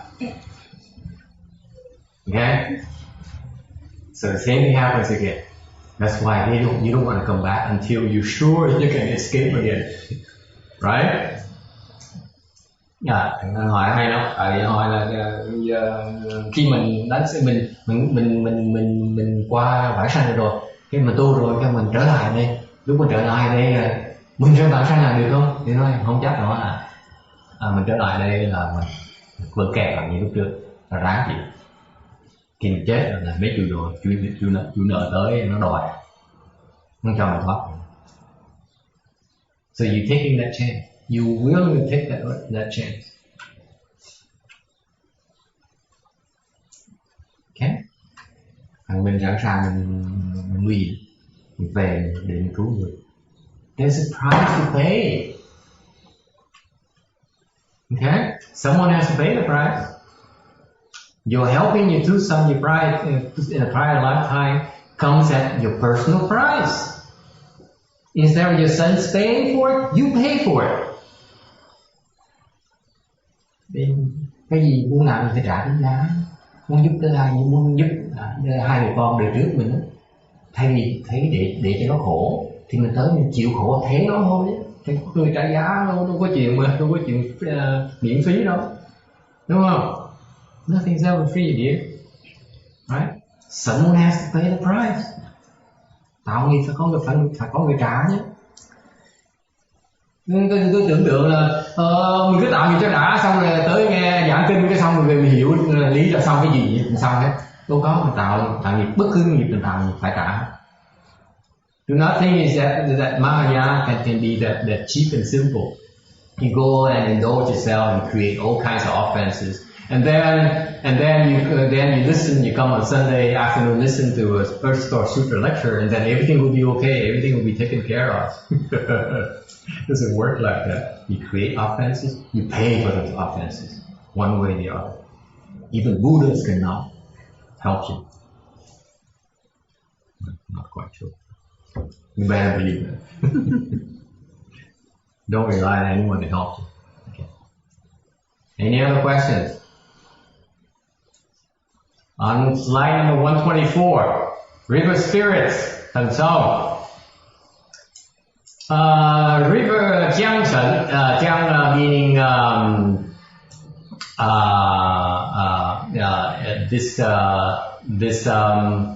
this river is maybe broad and not deep as compared to sea and one for common use. Chữ tàu, chữ sông á, là Jiang á, là có nghĩa là công. Okay, có nghĩa là cái nước là nước công dụng. Tàu nó hay lắm, chữ tàu.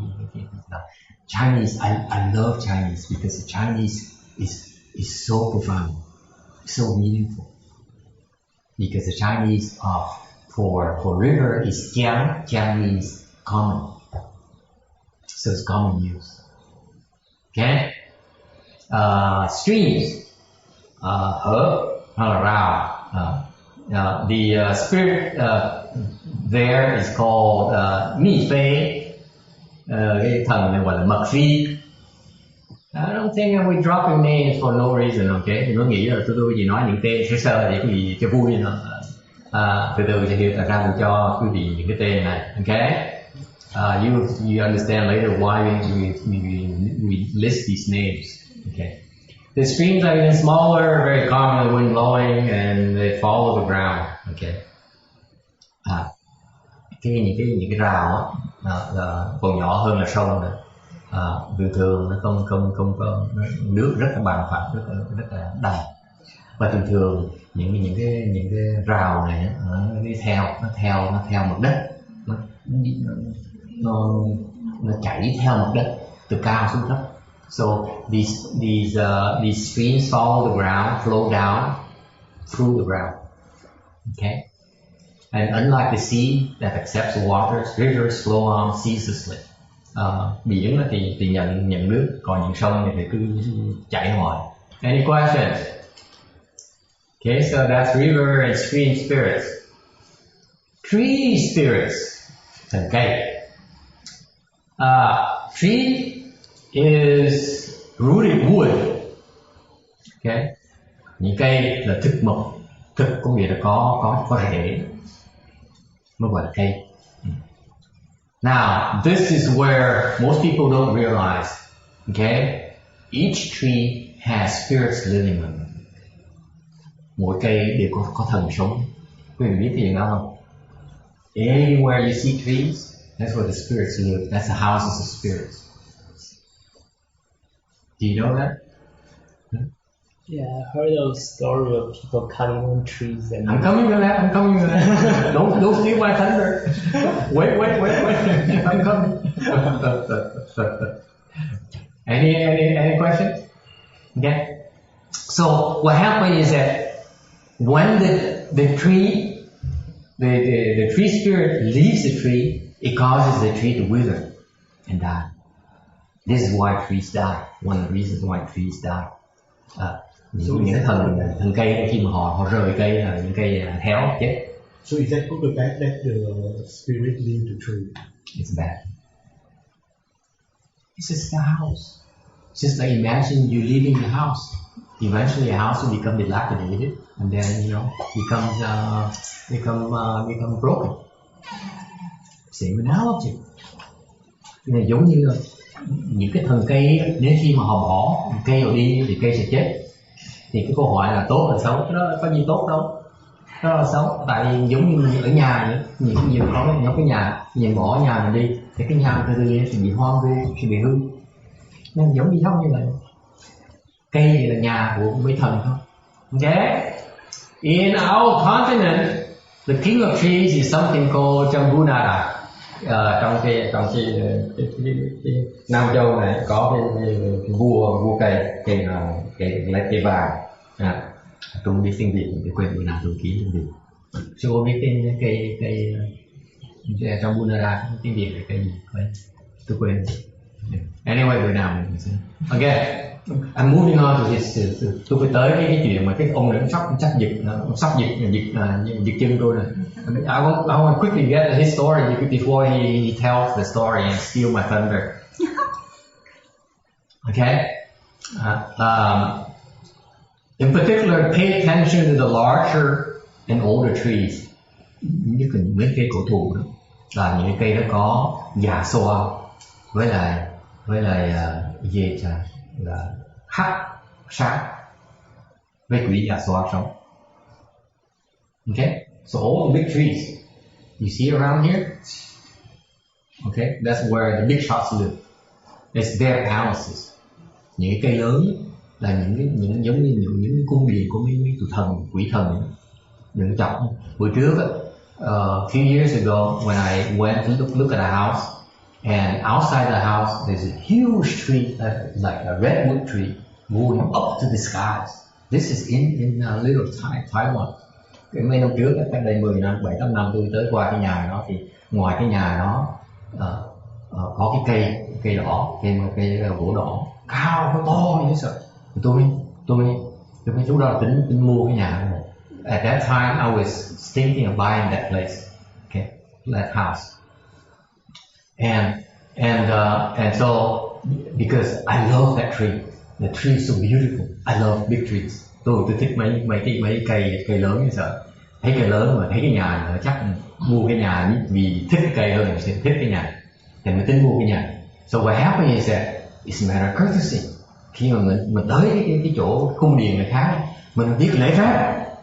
Okay, you have to learn to be courteous. So what I did is that before I decided whether I should make a move to make an offer in the house or not, I asked tree spirit.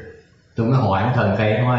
Bây giờ tôi nghĩ tôi mua cái nhà này thì ông nghĩ sao? Okay, so I asked him, what do you think? you have any objection to my moving here? You know what happened? Thì biết gì xảy ra? Nó lại vậy. Nó mời thầy tới. So they bow, the tree spirit bowed to me and said, "You're most welcome. Please do come." We all interconnected, folks. Don't be so limited in your vision of the world. Đừng tưởng, đừng nghĩ quá eo hẹp. Cái thế giới nó rộng nhất, có âm, có dương, có hữu hình, có vô hình. Okay? Okay, I'm coming. I'm still coming. You hold your horse. I'm getting there.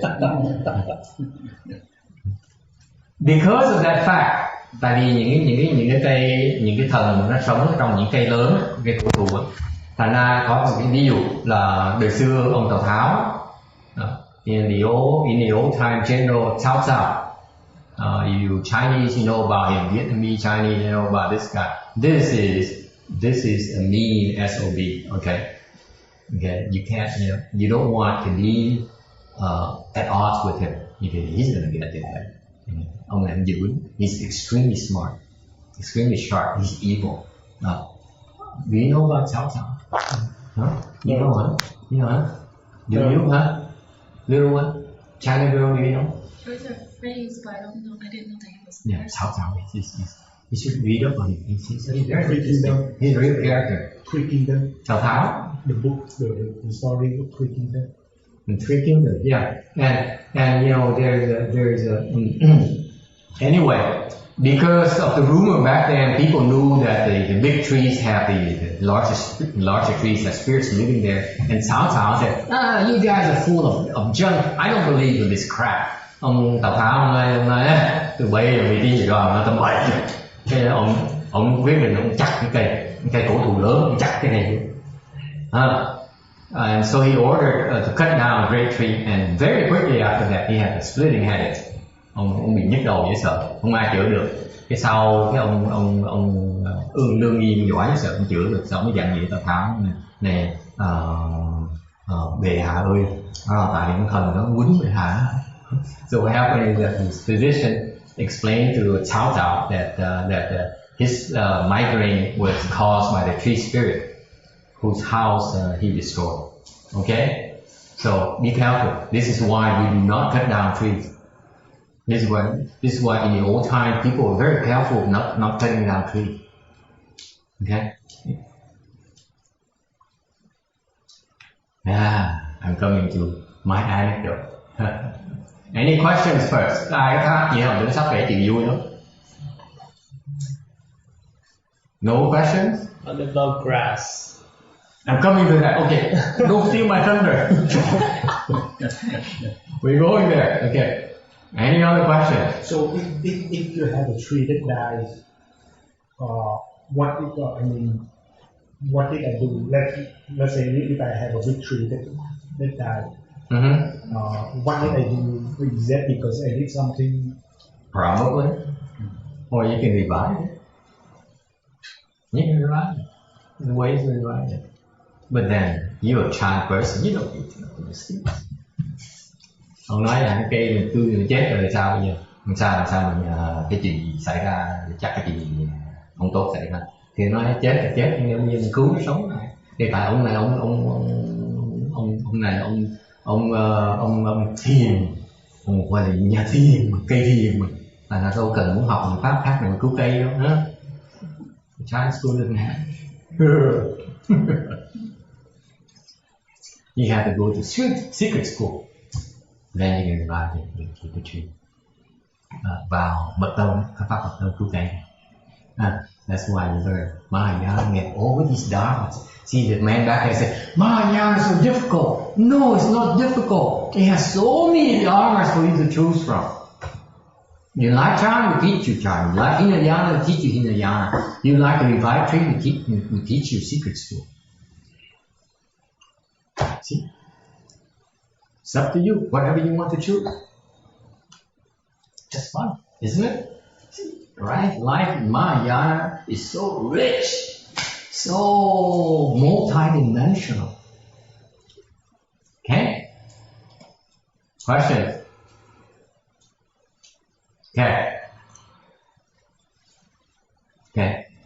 The left home people, những người xuất gia có nhiều cái giới. The fully ordained bhikshus and bhikshunis have a precept against cutting down trees. Do you know that, Daniel? Oops. Maybe I shouldn't be talking about it. Những người xuất gia thì theo nghĩa gì có nhiều giới không được chặt cây. Why is that? Did you know why? Because of this. Because of this reason. This is actually what happened. Cái này vì cái lý do, cái giới đó là vì cái lý do này tại như vậy. When the Buddha accepted left home disciples, khi mà ngài Phật Thích Ca Mâu Ni nhận tỳ kheo này, thì hồi đó họ được thành người xuất gia mà không có giới gì hết. They had no precepts whatsoever. The left home monks, nuns back there have zero precepts. Okay? And then the Buddha, then the monks and nuns started making mistakes, creating offenses. That's when the Buddha would decree the appropriate precept to prevent those types of offenses. That's how the precepts came about, folks. This is where that's the origin of the precept dharma, is to help the monks and nuns, prevent them from getting into trouble. Thành cái pháp giới pháp nó hay gì đó. Cái giới pháp là tại vì hồi xưa mấy thầy mấy cô không có giới gì hết, được làm người xuất gia không có hoàn toàn không có giới gì hết. Rồi xong từ mấy thầy mấy cô bắt đầu làm bậy rồi Phật mới nói bậy quá, thôi lần đầu ta tha nha, lần cái gì cũng được hết chứ. Nó bắt đầu chế những cái giới thôi. Ok, thành như vậy cái giới pháp nó hay thì nó lại giúp mình không tạo nghiệp, không tạo những không làm gì. Okay. And this particular spirit, this particular precept of not cutting down trees has a story behind. Thành cái giới mà không chặt cây đó, nó có một cái câu chuyện ở trong. What happened is that in the Buddha's time, there's a huge tree where a spirit was living with his family. Hồi xưa, ngày lúc mà Phật còn tại thế, thì nơi chỗ Phật sống với các thầy tỳ kheo thì có một cái cây rất là lớn, đẹp dễ sợ, cây cầu thụ đẹp ơi là đẹp. Thế xong rồi trong cái cây đó có ông thần sống, cái gia đình của ông. Thì ông thần đó cũng có cái chấp trước chỗ này. Có một đứa con trai út cưng không nghe tưởng, mà đứa con trai út nó thích chơi. Cái ngày kia tự nhiên là trai út nó trèo con nít nó trèo cái cành cây, nó đu cành cây, đưa qua đưa lại. So what happens is that this tree spirit is very attached to his youngest son as his favorite, and his youngest son, loves to horse around. And one day he was hanging by a tree branch, okay, to play. And that happened at the very same time. One bhikshu, ngay lúc đó thì có một ông tỳ kheo, ông nhìn ngắm cái cây, nó nói: "Ôi cái này đẹp dễ sợ ha, bỗng nhiên có cái cây cành nó thọt ra, nó xấu quá ha. Thôi mình lấy cái cây, lấy cái dao mình chặt cái cành này thì cái cây còn nó đẹp hơn."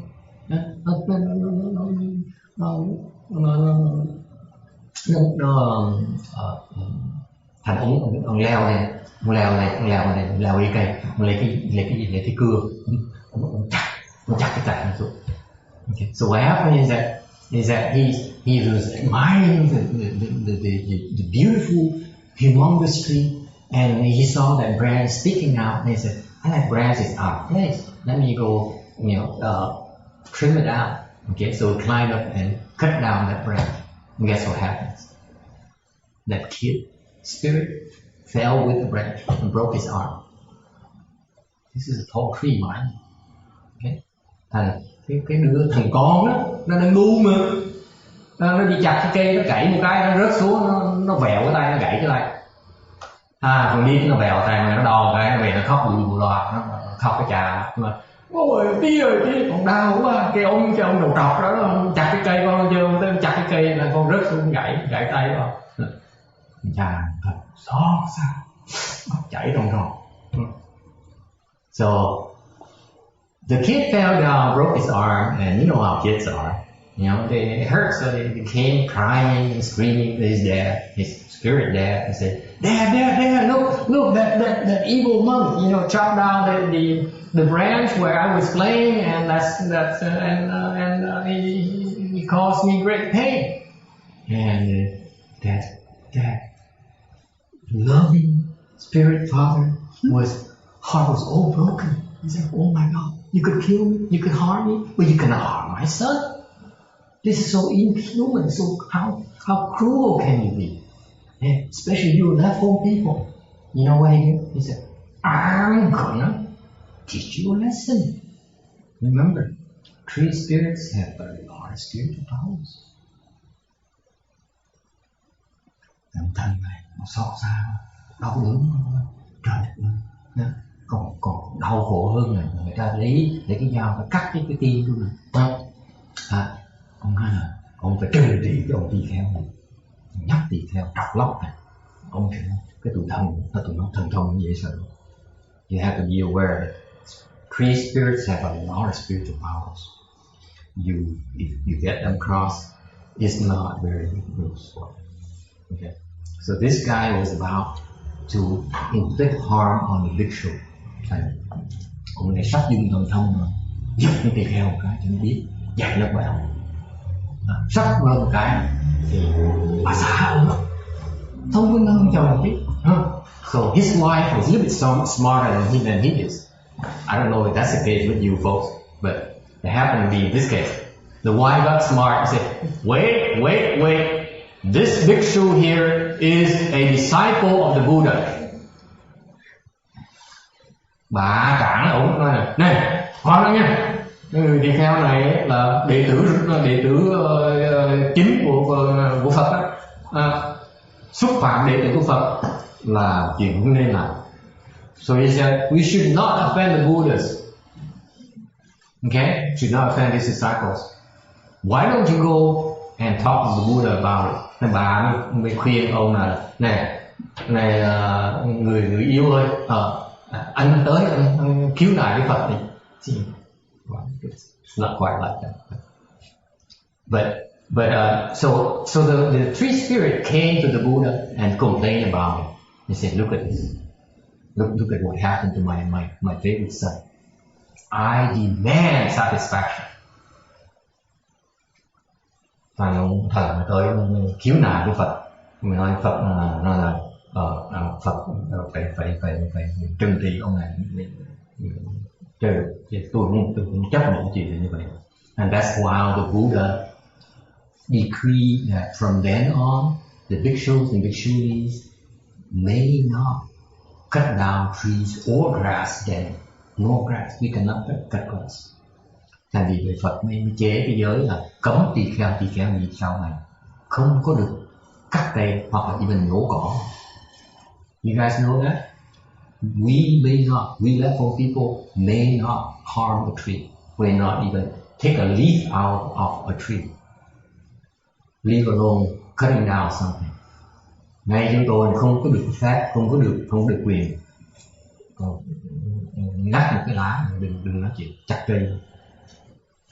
Okay? So that's the nature of the precept. Okay? Cái giới là như vậy.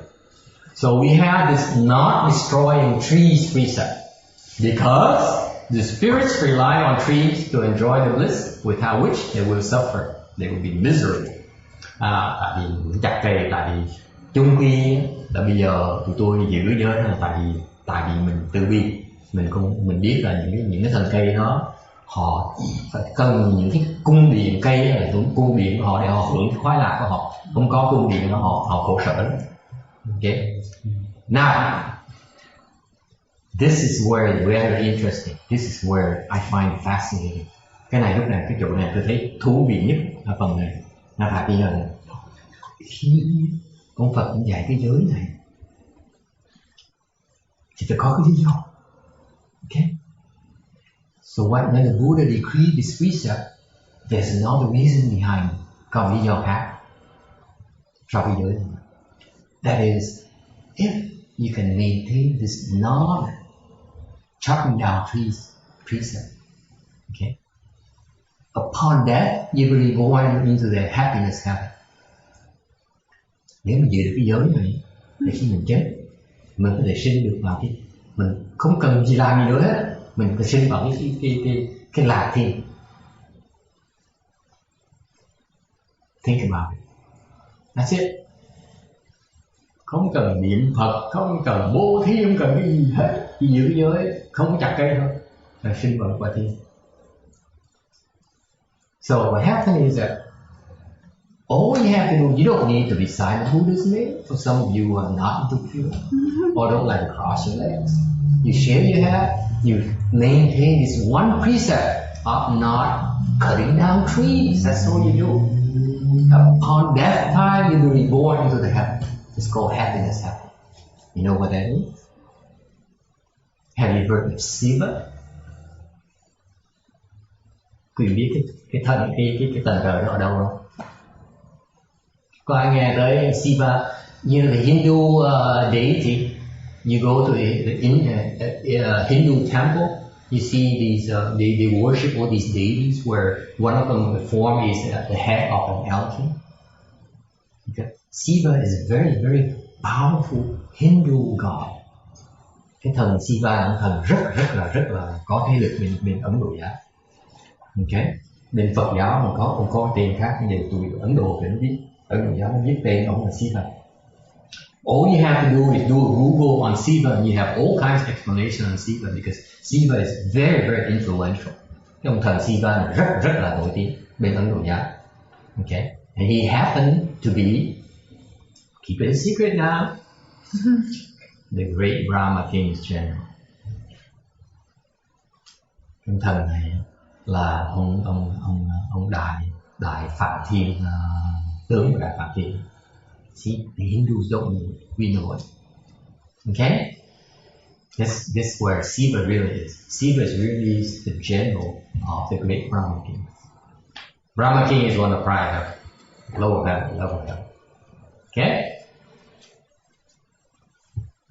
And it's not the end of it yet. Okay? Chưa xong nha. Sinh lên cõi thiên là làm cái gì? Why would you want to be born into the heavens? For a reason. To enjoy happiness with all these beautiful goddesses. Good.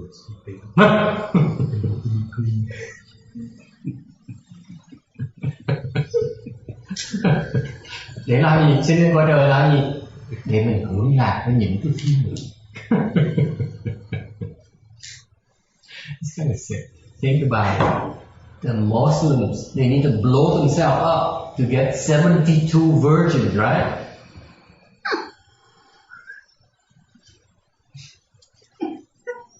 So much work for nothing.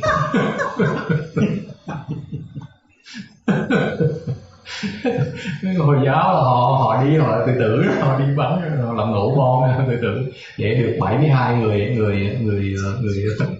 tiên nữ trên. Chứ con đâu cần đâu, mình chịu nhớ luôn. See, Buddhists have much better dharma, okay? My personal opinion. Okay, cái pháp Phật giáo này nó hay hơn nhiều không? Đâu không tự chết làm gì, cái cõi này cứ tà đi chơi thôi.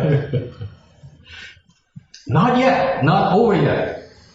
When your heavenly blessings are over, then if you ever interested, and when you happen to be born into the human realm, một khi mà cái hưởng cái phước trời nó xong hết rồi, xong rồi sinh vào cái quả trời, nên được sinh vào quả trời này, thì mình gọi là đại giàu dễ sợ đó. Mình cuộc đời mình nó an toàn và mà nó sung sướng, đầy đủ vật chất ấy, mà rất là giàu. Okay. Nó gọi là đại phú. Okay. So you when you born in human realm, your life will be very peaceful, very stable, no upheavals, and are enormously wealthy. Okay? Any suggestion? Any question, comment? Có ai thắc mắc gì không?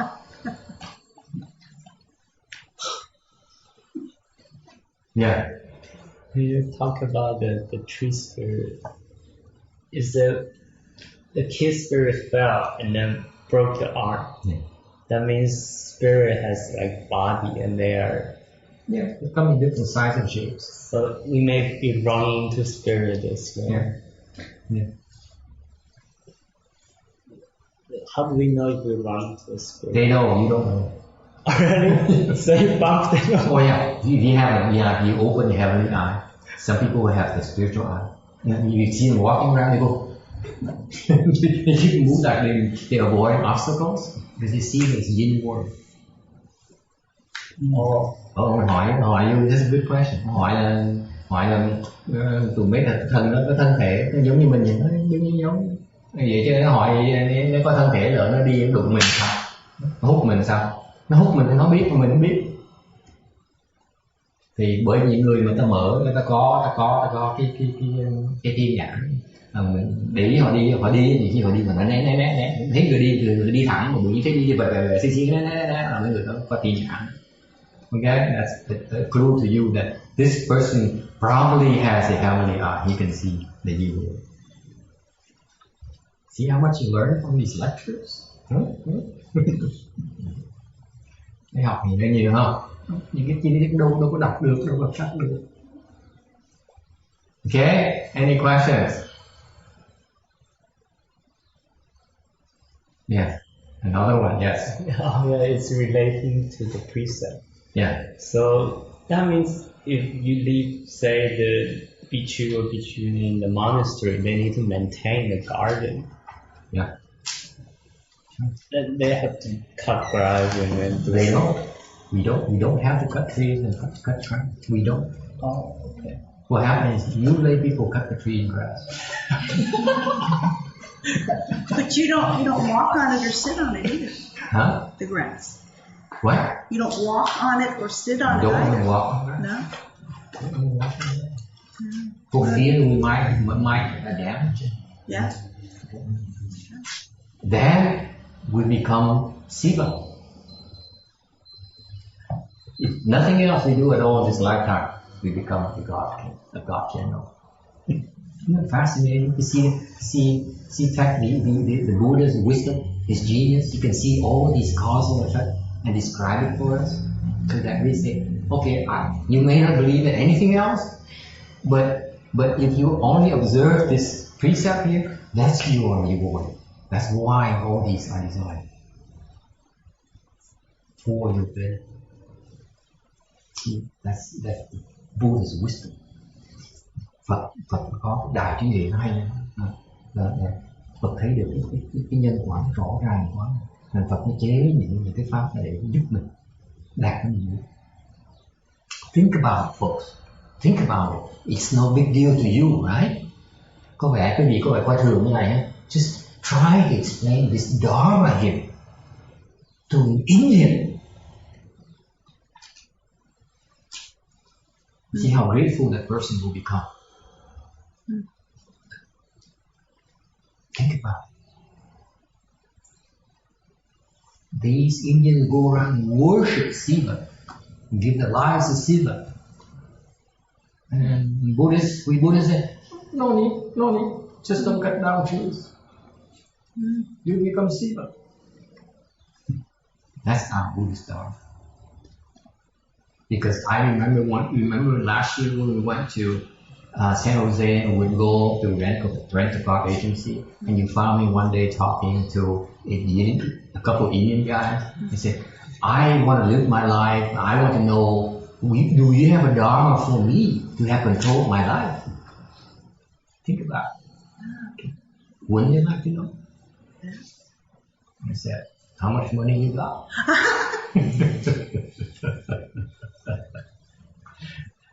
Hỏi tôi lái xe đi San Jose ở Pháp thì cuối tuần tới cái chỗ mướn xe thì có gặp hai cái người Ấn Độ họ dễ thương lắm, nói chuyện họ hỏi tôi hỏi thầy tu hả? Thầy tu bên Phật pháp có gì mà giúp chúng tôi để mà hưởng an lạc cuộc đời, nó được an lạc cuộc sau. Họ thành nếu mà rồi đó mà tôi biết cái pháp này tôi giảng chỉ cho họ để cái pháp này mà tu thì chắc người còn tiền họ được. Ok, cái đi. Anything else? Đừng chuyện thường bên cái pháp này, đối Phật pháp này qua đồ lắc nhắc đấy. Chứ đối với Ấn Độ giáo với hồi Ấn Độ giáo này là chuyện đại pháp nha. Làm sao thành Siva được? Tu chết luôn không thành được. See, if you know you have the recipe, you know how to do it. It's a piece of cake, right? All these people don't know how to become a Siva. And for us Buddhists, it's a big deal. What is it? Okay, questions? See how rich you guys are. Suppose you near the end of your life and you shave your head and become a nun. The day before you die, you keep the precept. You can be born as a Siva. How about it? Huh? Isn't it fantastic? Huh? One day. If you know one day before you're gonna die, you can say that. Yeah. If it's small if. Đùa nói là những cái gì còn ngày sống còn một ngày nữa thôi thì mình cạo đầu, ngày nó cạo đầu thành chị keo thì kia đi, xong nhiều cái giới không chặt cây thôi, cái sau ngày sau mình chết rồi mình làm Siva dễ dàng như sao? Wow, you got it made. And did someone want the super law though? Such small thinking.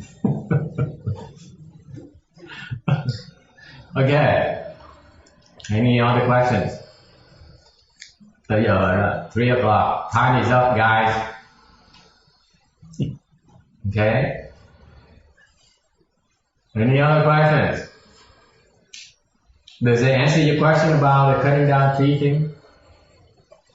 Am I stealing any of your thunder? No. Yeah, question. So is it better to hire someone to cut your grass or to cut your grass yourself? This is how it works out. See, we can't cheat. If we know that we cannot cut down grass and trees, and I say, hey Janice, oh my dear Janice, my favorite China girl, can you cut the tree and grass for me? It doesn't work like that. Because if I ask you to do it or hire you to do it, It's the same as doing it's the same as I might do it. Yeah. So it doesn't work like that. And this is where in Buddhism we have something called the upasaka and upasikas, because you guys know enough about the Dharma so that we don't have to ask for it. Okay? This is where you can blackmail us, by the way. Do not think that the monks and nuns have total power over you. You can blackmail. Giỡn hợp cho nó là hỏi là như vậy mình bướng người ta, nhờ người ta làm thì sao? Mình nhờ người ta làm, mình mướn người ta làm thì giống như mình làm cũng phạm tội. Tôi mới nói bởi vậy bên Phật pháp mình có cái hạng mục là cận thiền nam, cận thiền nữ. Thì những người đó thì hiểu cái pháp rồi, thành ta có tự động tôi làm những chuyện đó không cần. Tôi mới nói là thành cái gì đừng có tưởng là mấy thầy mấy cô là thần thánh đó nha. Mấy thầy mấy cô mà phải cần cái gì làm những chuyện đó chứ không phải không làm họ cũng trói lại không làm bó em làm được. Okay. Any other questions? Yes. So if the layperson cuts down the tree, then the layperson offended the spirit. You offend the spirit? Absolutely. So is there a better way to resolve this issue? Someone has created offenses. Why can't it be you?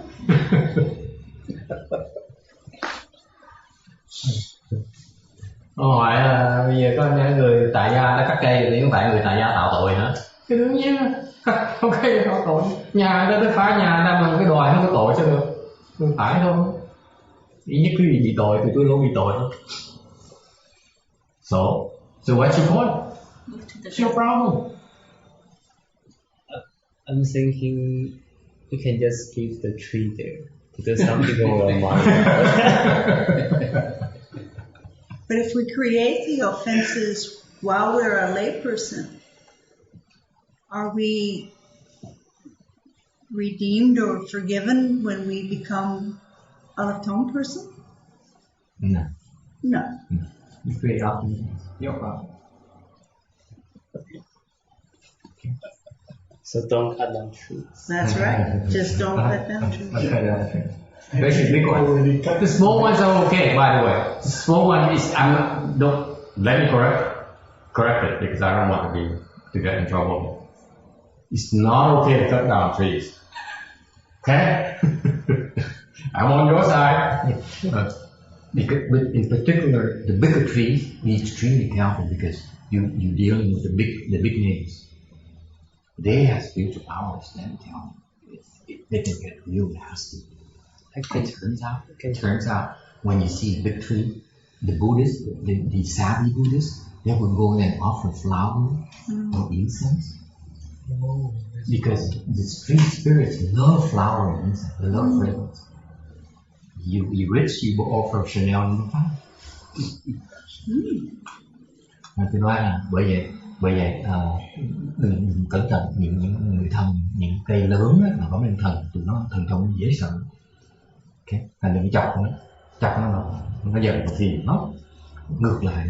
Mấy người mà Phật tử nó khôn người ta thấy mấy cái cây lớn là ta tới ta cúng hoa, ta dân hoa, ta dân hương. Tại những thần nó thích mà mùi thơm. Okay, so instead of creating offenses, creating affinities with those people.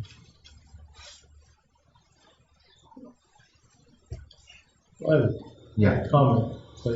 We're on the very beginning of the first chapter here. Yeah, we on page number 1 and number 2 after 2 months. Right. Well, it's going to take quite a long time to get through the sutra, isn't it? Well, because we went through the 9 samadhi, the 8 samadhis. But There's that's a not lot more detail now. But that's not part of the sutra, is it? It's part of the sutra, but with each person, there's a different. I chose to do it here because it has to be documented. So Right. until this, I don't think that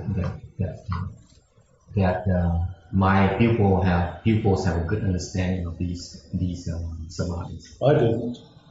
So I'm going to have to learn the early part now. Yeah, just listen to it. It's nothing to learn. Just listen to it. Nothing. It's not a big deal. Yes? Question? Okay? Yeah. Yes.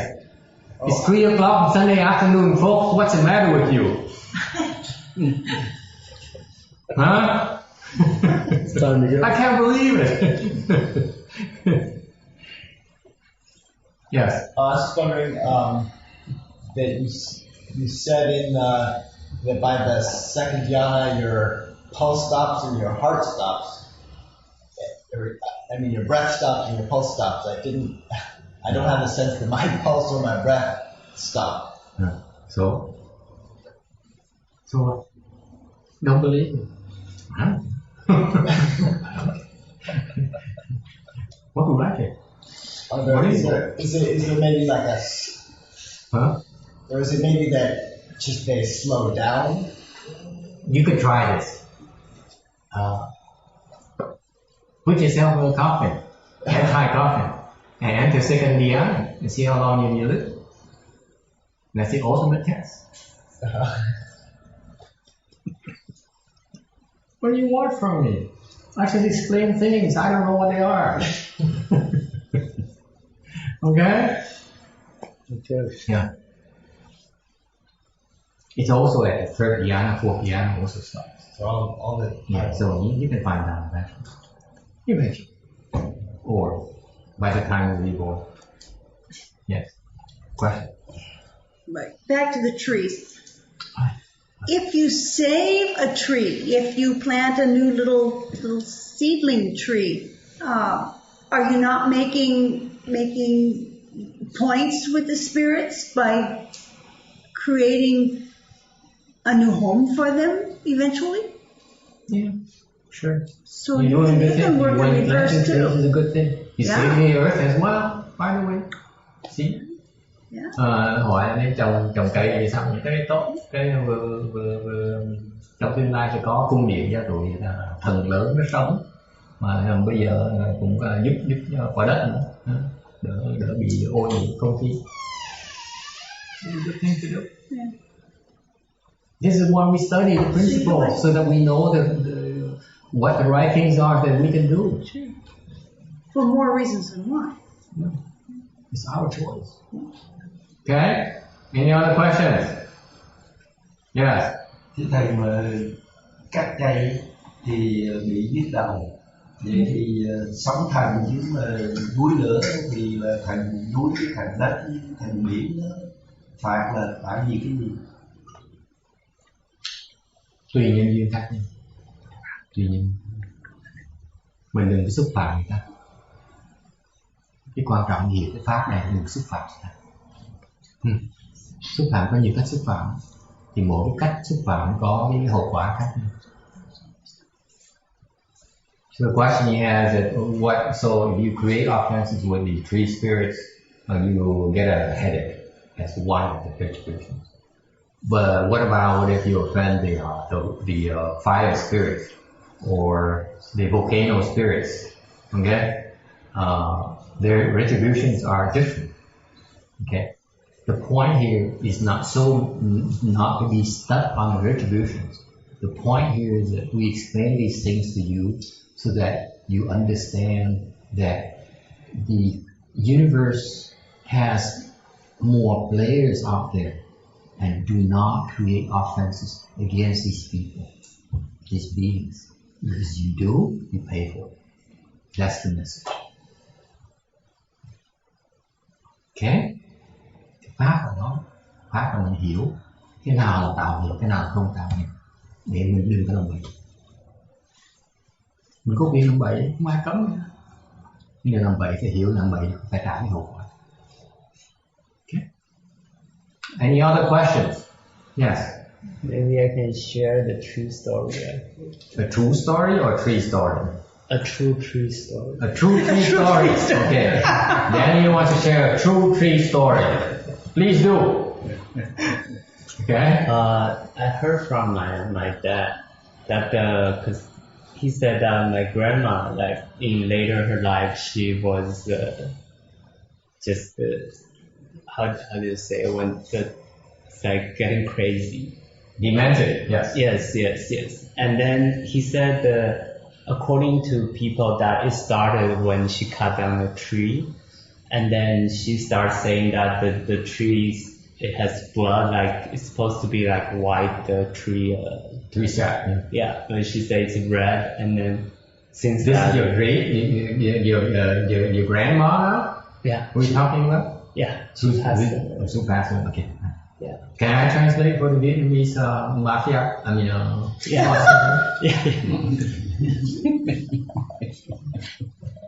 But it's the other grandma, not the one with the slip back. It's a slip of tongue. I do respect them. Kể là chỉ có thật là cái người vợ của grandfather is biết tiếng gì ha? Nội ha? Bà nội là trước khi bà chết là bà bị điên. Sau người ta mới dặn nghĩa cho ông nội biết là trước khi bà chết bà chặt cái cây một cái bà nổi điên. Lúc chặt cái cây người ta nói chặt cái cây là cây thay vì cây nó chảy cái mũ ra màu trắng như gì, cây nó chảy mũ màu đỏ. That's scary. The red sap, like blood. And then what happened? Then my dad said he just started like getting like paranoid and getting crazy at different things. Just like yeah, but she's a Buddhist, so She's a Buddhist. she's Rồi xong rồi bà nổi điên, mặc dù bà Phật tử bà không biết chuyện đó, mà chặt cây bà nổi điên. They should have asked for help. Yeah, it was a long time ago. See, this is the thing. The Buddhist people, you're aware that you're aware of all these things. You know, we tell you all these things because there are ways to get around, there are ways to remedy the situation. Okay. Tôi nói riêng ông là đáng lẽ trường hợp như vậy, cho nên gặp mấy thầy mấy cô để cầu cứu, để xin giúp đỡ.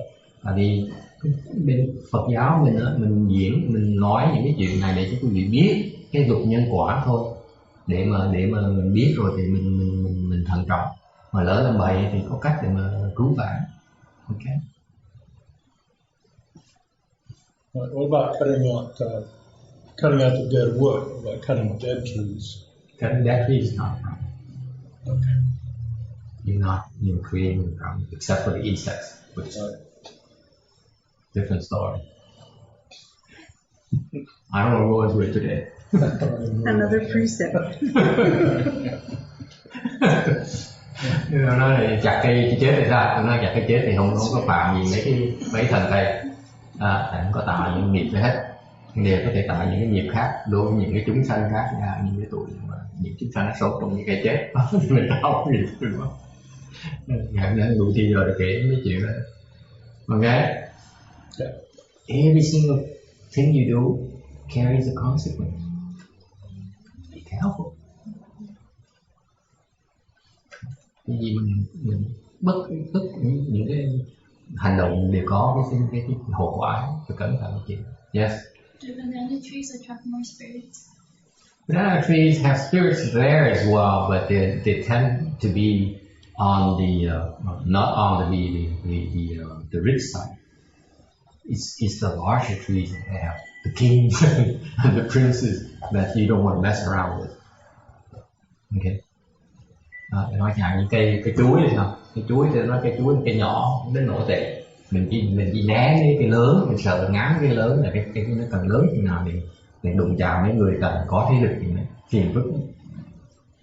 Okay. Any other questions? No one ever asked you the real good one. Yes. I was wondering how your description of the four jhanas compares to the Theravadan description. Exact same thing. Same thing. Because they talk about like. I would have to be more detailed. They talk about like starting off with the first jhana having intense, I think, pleasure and joy, and then the pleasure and the joy kind of drop off, and you're left with more equanimity, and there's like a progression of the describing states. That's the full form of Hinayana you quote. Oh, that full form. It's not the only explanation. Is that sort of compatible with? Goes along with what you've given? Absolutely, but because in those exact words are not enough to describe the state of first dhyana. It's not enough. And this is where you have to be careful. It tells you that the level of comprehension for the person who explains it to you. First dhyana has to be very precisely defined, and it's not in those terms. Those terms are only side benefits. They're not the essential nature of first dhyana. It's not. Mahayana, I even simplify it for all of you in that okay, the pulse stops. It's one physical manifestation. That before you reach first dhyana, it's not going to happen. See the precision. Tongues. Enjoy the precision of the description. And of course, when it happens, you have this bliss and all these things. But that's secondary. That's a side benefit. It's not the essence of first dhyana. Essence of first dhyana, pulse stops. hỏi là tiểu thừa cái tôi diễn tả những cái cảnh giới định với tiểu thừa nó khác nhau thì nó giống nhau đấy. Nhưng mà vì tại sao những cái sách tiểu thừa nó giảng đó sơ thiền là khói lạc nó sướng như là xong tới nhị thiền khói lạc nó bớt rồi nào, cho nên cái đó là tại vì ông đọc cái sách tiểu thiền loại nghèo nàn, cái loại tiểu thiền nó giàu là tốt đó, thì nó đầy đủ chi tiết giống như đại thừa. Tại vì cái sơ thiền đó, nếu diễn tả cái sơ thiền mà nói là có cái khói lạc trong cái sơ thiền đó thì chưa phải là gọi là sơ thiền. Tại khói lạc nó còn mơ hồ quá. Cái khói lạc, cái sơ thiền chính, cái quan điểm của cái sơ thiền là cái mạch nó ngừng lại. Trước khi nhập vào sơ thiền cái mạch chưa ngừng, sau sơ thiền mạch là ngừng. Tại cái Phật pháp này nó chính xác như vậy. Có đúng chưa cô? Sơ thiền tương với tiểu thừa còn đớn như diễn tả sơ thiền trong bên đại thừa là cái sơ thiền nó rõ ràng. Khói lạc nhẹ nhẹ và sướng an lạc, cái đó là cái cảnh giới nhỏ, không phải chính của sơ thiền gì thì ta chính là gì ta thì nó trong. The exact essence of these samadhi states were described earlier in our lectures. That's the essence of the state. Okay?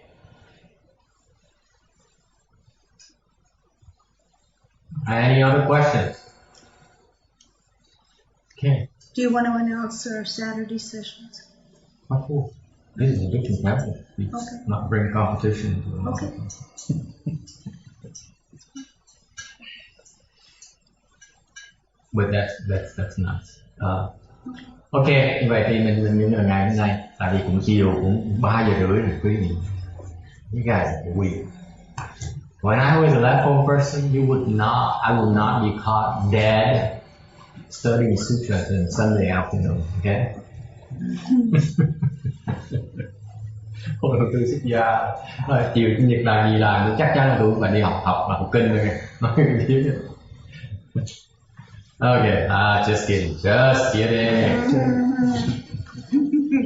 You guys make it fun. Cái gì làm học chung kinh vui lắm. Because I love your question. The question is very perceptive. One question should be asked, but since no one asked, I'm not going to answer. What was the question? I'm not going to tell you either. Because I tell you, then you ask, I have to answer. Thank you. Say goodbye to your Skype cat. Okay, guys, the Skype guys. Let's see. What do we do with the Skype thing here? Let's bring up the window. Okay, Jack and Vicky, thanks for listening. If you're still there, have a good afternoon, and we'll see you next time. We email you with the various broadcast schedules. Like we broadcast sutra lectures in the afternoon on Saturdays and Sundays. In the morning, since we have a samadhi cultivation class on Saturdays and Sunday mornings, we also broadcast during the instructions part. Because what happens is that the morning class is to help you build your kung fu and resolve problems. The afternoon classes are to help you increase your wisdom, and then deepen your understanding, and you learn how to use your kung fu. Okay? Đại khái là tôi thông báo cho biết là mấy người đã nghe là chấm dứt rồi. Nhưng từ buổi chiều thứ bảy chủ nhật từ 1 giờ đến 3 giờ chúng tôi sẽ phát thanh để the unfortunate thing is that I love to have for them these people to ask questions.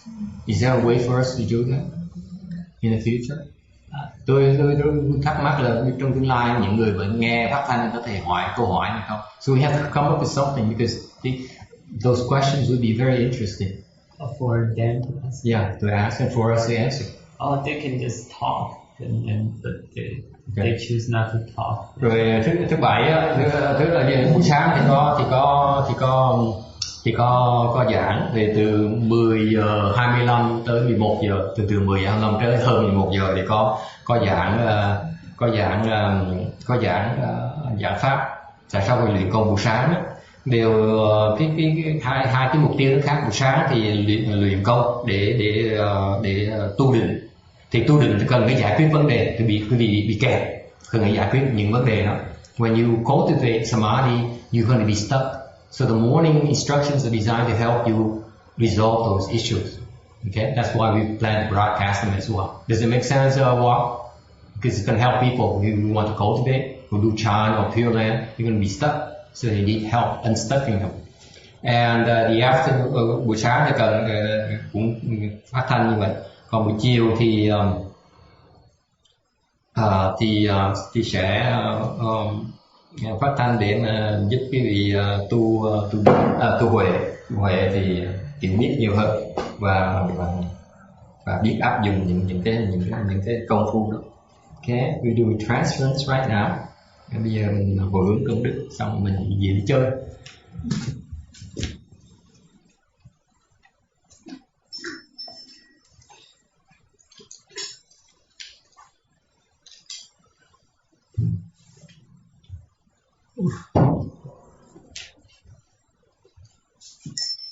Nguyện đem công đức này trả nghiêm ơn